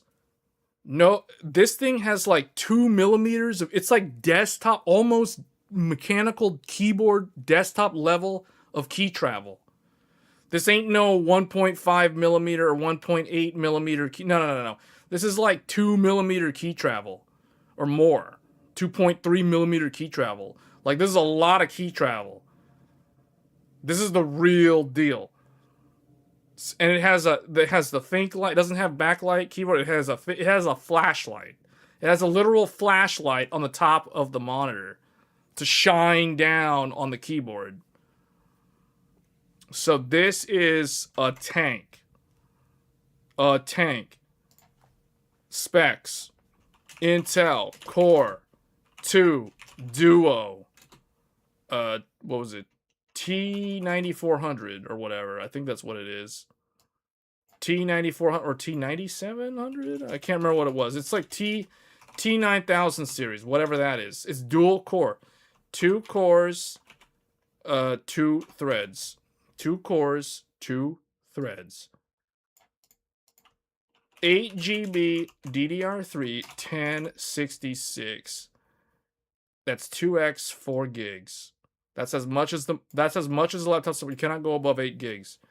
8 gig, I maxed it out. 8 gig DDR3 1066, man. This thing is built like a tank. It still works. It still works. I wonder if a Mac from 16 years ago would still work and still have the same battery capacity or close to the battery capacity.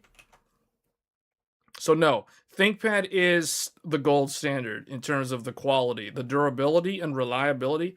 Just so you guys know, NASA has ThinkPads in space. Like, the ThinkPads are the computers that they put in the International Space Station for a reason. So no. Anytime someone tries to tell me that Apple's like better, they have no idea what they're talking about. The one thing that Apple does good is the silicon. But the silicon is not the be all end all, because the build quality matters more when it comes to the long-term life of a product.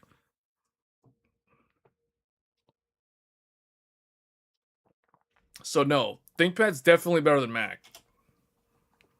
Definitely better than Mac. I don't know about I mean, I have modern ThinkPads. They're still good. They're still good. I will say that the modern ThinkPads are probably not as good as the original. You could literally pour water or coffee on the keyboard of this T500 and the laptop would survive. That's how durable these things were. Just saying. So, I don't know if you can do that on a Mac. If you pour water all over a MacBook on the keyboard, is it gonna survive? You guys tell me. I don't know. If it does, then okay, now we're talking. Now we're talking. If it can't survive coffee being poured all over the keyboard, then it's not the same quality. The ThinkPads of this era literally had hardware built in. They had literal sensors in the chassis to detect if you were moving the laptop, so that it will then the firmware literally stops the hard drives from spinning. It immediately stops the disks from spinning and the needle can't move. It locks them in place so you don't damage the hard drive. The quality on that is like world class.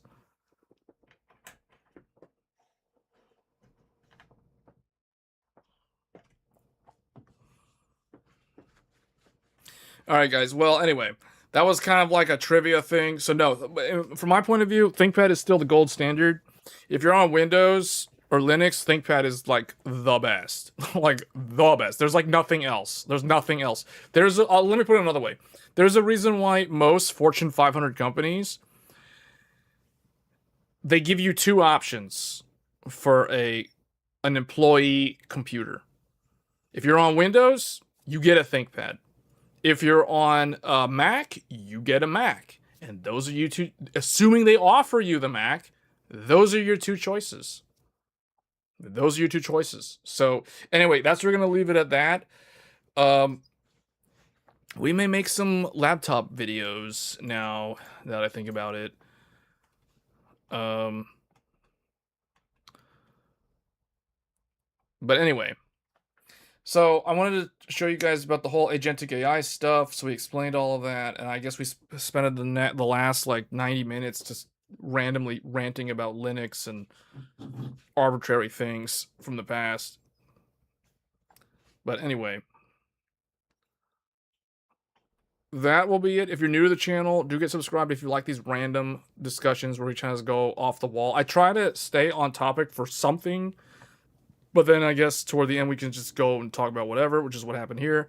But this is Tech Thursdays. If you're new to the channel, we do these live shows with the chat, which we basically talk about technology. And yeah, if you want to support the channel, get subscribed to the channel. Hit the bell icon so you get notified when I go live. We do weekend live streams on multiple occasions that are more gaming focused. Sometimes they're PC build focused, but that's definitely more rare. But we did one recently, so definitely hit the bell icon if you want to tune into the live PC builds. And other than that, guys, I will see you guys either this weekend or next week. Thanks for tuning in as always, and I'll see you next time. Thanks.